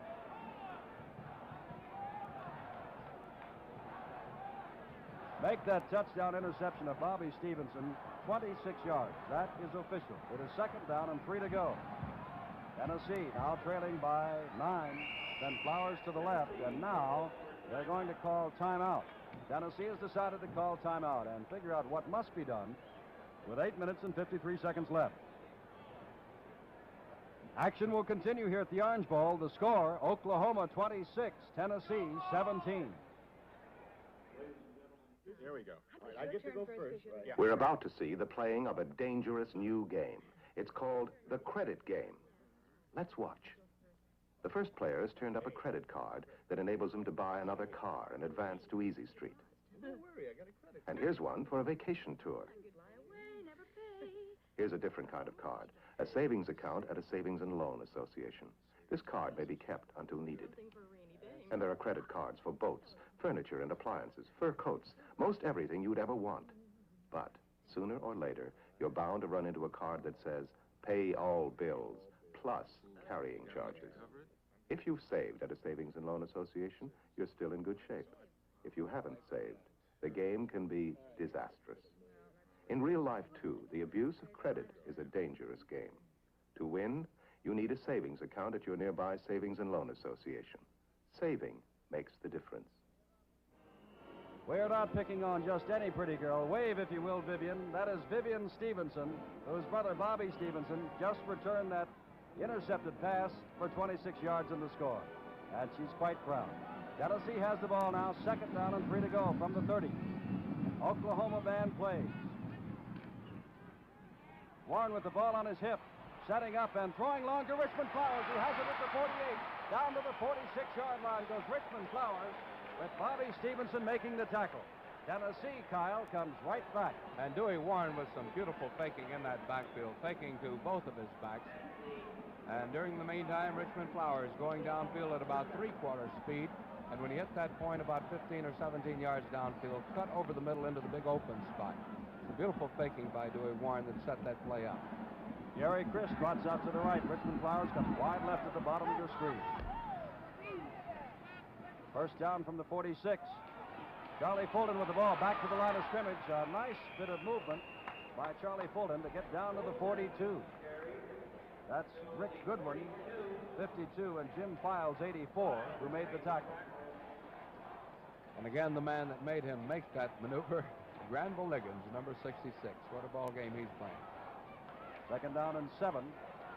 Again, Chris left, Flowers right. 7 minutes, 45 seconds to go. 26-17, Oklahoma. There goes the tailback. Walter Chadwick is coming to the ball game across the 40 down to the 37. He is shy by a couple of yards that first down. Dick Peso made the stop. And we talked about how similar these two clubs were at the beginning of the ball game, and there you see it again. The identical play that Oklahoma had been running so much during the ball game. The tailback slant off tackle. Richmond Flowers has caught 4 passes for a total of 68 yards. 3rd down and 3. Flowers to the left. In motion comes Walter Chadwick, and Warren drops back. Looking, ball is off the hands of everybody, intended for Flowers on the far sideline. He was double teamed by Gary Harper and Rick Goodwin, and also over there was Kenny DeLong, number 82. They had 2 receivers, Kyle, in the same spot. And a good assist to John Kohler, number 81, the big defensive end for Oklahoma, who made Warren throw that ball a little high. He had his arms outstretched as they came in, rushing the passer on the play. 4th down and 3. Charlie Fulton has come in with a play. Tennessee needs points. They're running out of time. 7 minutes and 2 seconds left. So on 4th down, they'll go for it. Fulton in motion. Warren will throw. Getting a rush over the center. Has the first down to DeLong. Inside the 30 down to the 27-yard line. Kenny DeLong and Gene Cagle, a safety man, and Don Trimmer, the senior right side linebacker, made the stop. Cagle is playing because on Stevenson's touchdown interception, Barrett, who was injured in practice earlier, was injured again in the ankle. He's their top safety man. Ball on the 27-yard line. First down, Tennessee. Flowers goes to the right. Chris to the left. 6.5 minutes left. Oklahoma leading by 9. Pickens, the fullback, inside the 25 and down to the 22. That is Goodwin getting up after the stop. Long yardage. It'll be 2nd down and 4 after the 6-yard pickup. Make that 2nd and 5. You know, they talk about a team being able to pick up the key 3rd down. I don't guess there's any doubt that a 4th down is a key down. Chris is to the left, and now there's some confusion, and Oklahoma is jumping around because Dick Peso did not feel that he should be in there. Number 79 is coming off now, and they're rushing in. Number 55 of Oklahoma, Larry Crutchmer, a senior. Well, those two gentlemen there may look to you as though they're simply onlookers, but the man seated is Ernie Seiler, waving at us. The first Orange Bowl game back in 1933, this gentleman helped put on. He is still the executive director of the Orange Bowl Committee, and Dan McNamara there is his assistant. And what a pageant and what a ball game they have put on. There is Dick Peso, the junior from Newton, Massachusetts, who's come off to the side. Second down and 5, exactly 6 minutes to go. 26-17. And Kyle, what is left to say? I think the pictures tell the story. And we have Tennessee in great position right now. And now we have down on the two sidelines the Oklahoma and Tennessee rooters sort of competing with one another. The music you probably hear most of is Boomer Sooner. Time will be back in, the ball on the 22-yard line. Second down and 5 to go for Tennessee. As you look across the way now at Tennessee. Nope, this is Oklahoma on this side. In any event, it is second down and 5. Warren looking to run with the ball, does. Keeping his balance, the first down to the 12-yard line goes Dewey Warren. And hurt is Granville Liggins up on the 22. Liggins, the All-American, holding on to his knee. Now remember, not only is he an All-American, but Oklahoma has never lost a regular for any game this year. Liggins, of course, has played most of this game, but in the closing 5 minutes and 51 seconds, this is where you need your All-American on defense. It will be a first down for Tennessee. Liggins holding on to that knee, and now the trainer working over him, and Tennessee standing around. 5 minutes, 51 seconds to go. I'm sure Liggins getting caught in the cutoff blocks by the left side of Tennessee's line as they pull out on that sprint, cutting back. There is no such thing as clipping within the tackles on the offensive line of scrimmage. And you can, however, you can cut a man off from pursuit. And I'm not sure, but that's how many of the knees get hurt in the interior part of the line. And I see going in to replace him is number 94, Joe Posley. Liggins still on the field with the 5 minutes and 51 seconds to go. And I think at Granville now will try to get up. As he does. The ball is on the 12-yard line, but that should be all for Granville Liggins for tonight. It certainly looks like it. And Oklahoma has lost its defensive lineman of the year, and what a game he has played this evening. Tennessee trying to come back. Rick Goodwin trotting back on the field as Liggins comes off.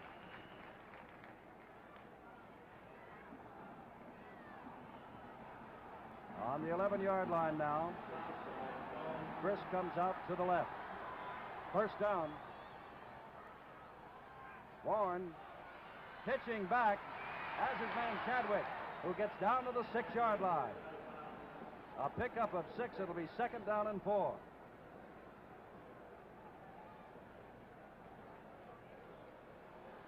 Now coming in is Dick Peso, who went out also injured. Peso and Liggins were both out of there, but now Peso has come back. And Poslick is coming out.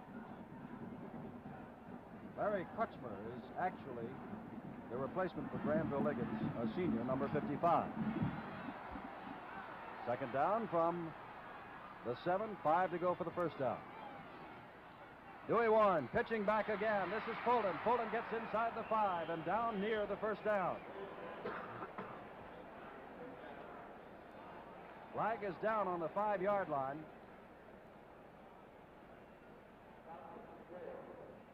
And they are talking to Oklahoma. 26-17 the score, 5 minutes, 40 seconds to go, and a wild, wild one. And we can't forget either that Tennessee has some boys in that backfield who can throw the ball. Chadwick, Fulton, any of them who might be in there. Ball is back to the 11-yard line for offside charge against the Volunteers. And Kyle, we'll point out one more time, as you did earlier, when Chadwick threw, and he's only thrown twice this year, each time has been for a touchdown. You can't get much better than that.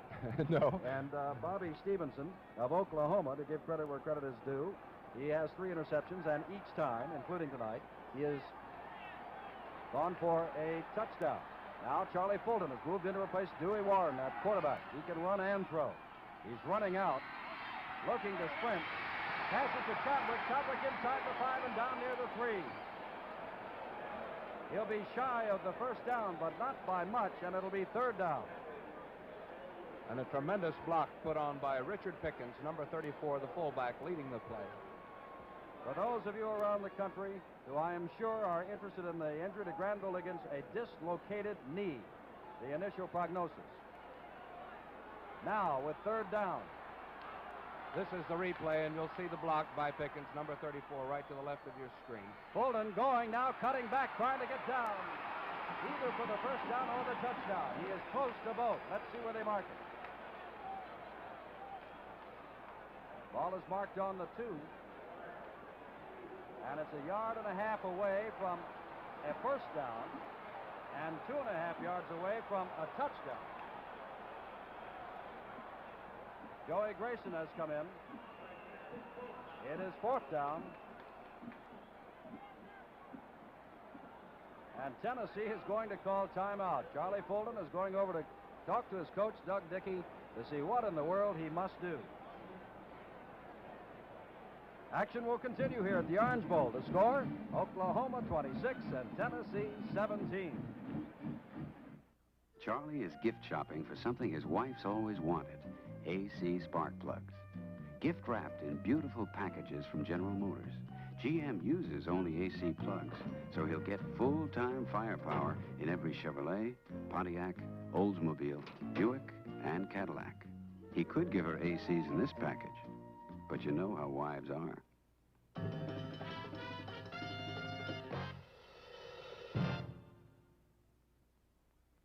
You all know what this is? An AC oil filter for your car. And do you know what's inside it? More than 12 feet of the finest filtered material ever invented. Acron. You know what an AC oil filter does, don't you? It filters the dust and the grime and the dirt out of your engine oil. It'll give you thousands and thousands of gallons of clean oil before you have to change it. Now, that's worth bragging about. Ain't it?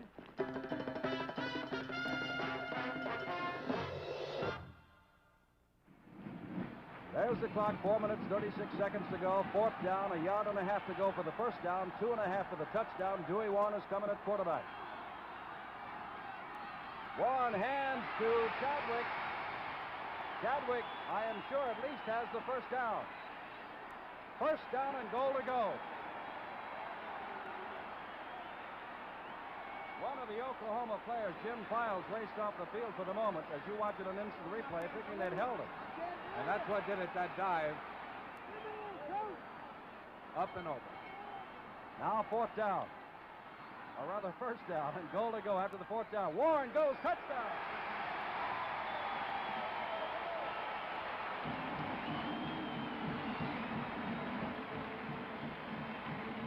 And we might point out there's no percentage in going for the 2-point extra point now. They trail by 3. 2 wouldn't help them any more than 1. Charles Kremser has come in to kick the extra point. 4 minutes and 5 seconds left, and I'm sure you're wondering about that. Warren to hold.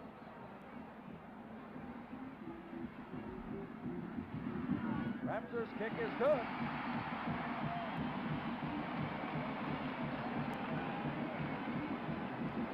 There's the score. The Sooners of Oklahoma 26, the Volunteers 24. And I'm sure that Tennessee folks know that as you look at the injured Granville Liggins, that a field goal can win it for Tennessee, and of course Oklahoma will try to run out that clock.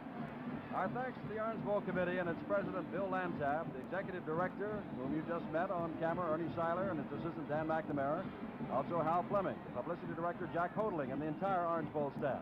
And from the University of Oklahoma, athletic director Gomer Jones, the head coach Chuck Fairbanks and his staff, and his football team. What a game they played. The sports information director, Harold Keith, From the University of Tennessee, Athletic Director Bob Woodruff, head coach Doug Dickey and his staff, and his football team. What a game they have played. And the Sports Information Director, Haywood Harris. Kremser will kick off. 26-24, 4 minutes, 5 seconds to go.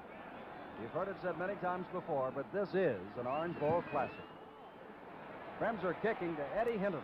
Takes it at the 1. The 10. The 15. Gets out to the 20, the 22-yard line. And down he goes there.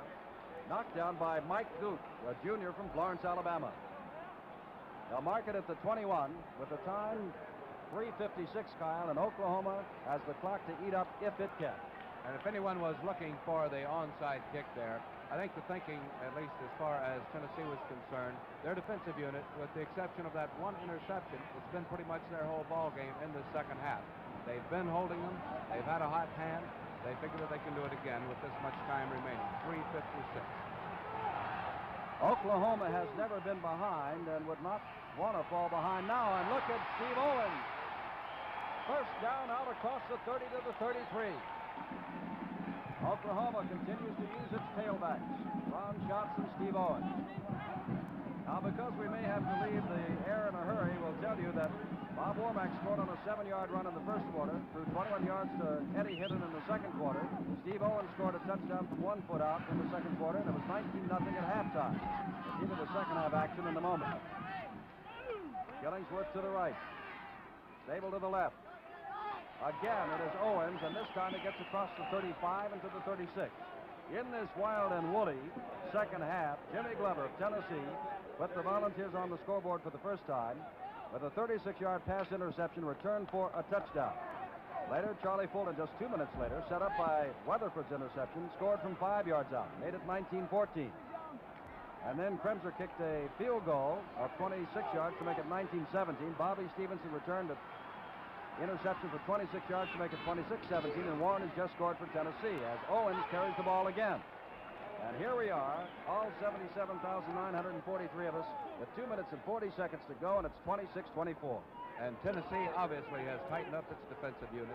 They figure that Oklahoma will not put the ball in the air. However, at this point, it looks as though Oklahoma will have to. Our statistician today, Jim Davis. Our spotters from Oklahoma, Dave Terrell, and to Tennessee, Gus Manning. And gentlemen, for the remaining 2 minutes and 20 seconds, good luck to the both of you. Owens goes again, out near the first down. They'll have to measure. Or perhaps they can tell it is not, but they're going to call for time.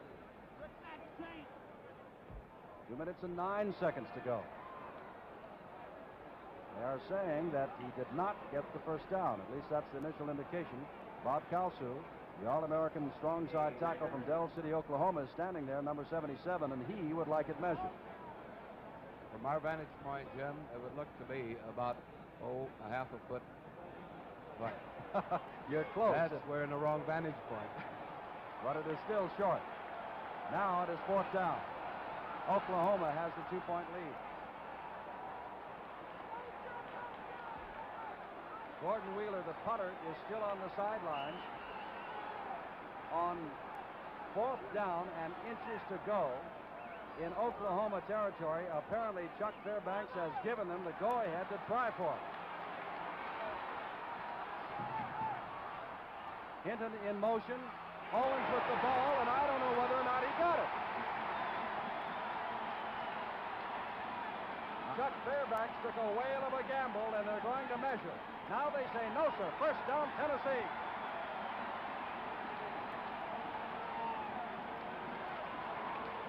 Well, as usual, Jim, there'll be, I'm sure, some second guessing along the way, particularly because of Tennessee's fine field goal kicker, even if they're within field goal range now as far as he's concerned. Jack Reynolds stacked him up. There is Chuck Fairbanks, the 34-year-old coach who gave his young team the go-ahead. And now he must perspire out the remaining moments. Dewey Warren carries inside the 40. Down to the 38. Nick Peso made the stop. 1 minute and 30 seconds to go. 26-24, Oklahoma. Clock is rolling. Here comes Tennessee. What a ball game.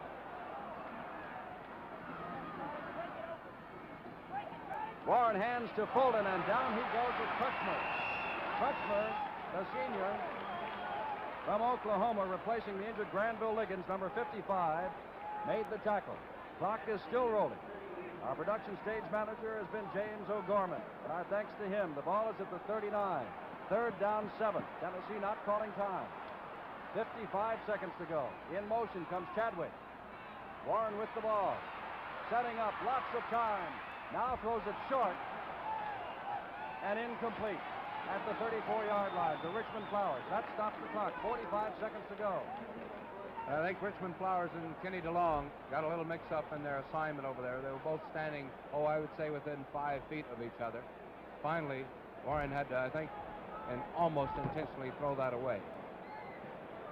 Well, I hope you have enjoyed this New Year's Day triple-header. And as a football fan myself, I don't see how you could not have. Chris comes to the left, Flowers to the right. In motion comes Fulton. 45 seconds left. Fourth down, 6. Over the middle, he drops the man for the first down. Getting up is DeLong, Kenny DeLong. At the 29-yard line, first down, 25 seconds to go. And that's the man he has gone to in every other key situation. 20 seconds to go. Chris to the left. Warren hands to Pickens. Now they're calling time from right in front of the goalpost from the 26-yard line. 14 seconds showing. And apparently they're going to leave it up to Carl Kremser. Doug Dickey has not yet sent him in. The Tennessee team looking to the bench. Here he comes. Kremser never kicked a football before February of this year. And against LSU, with 1 minute to go, he kicked one of 43 yards to beat LSU 17-14. LSU went on to be victorious in the Sugar Bowl. This ball will be spotted. I believe he's spotting it at the 34, which would be 44 yards within a yard of his 1 minute to go kick that beat LSU. Let us look from the end zone.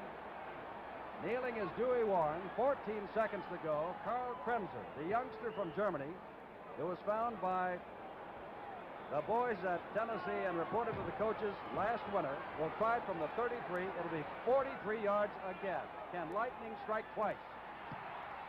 The kick is up. The kick is off to the side. No good.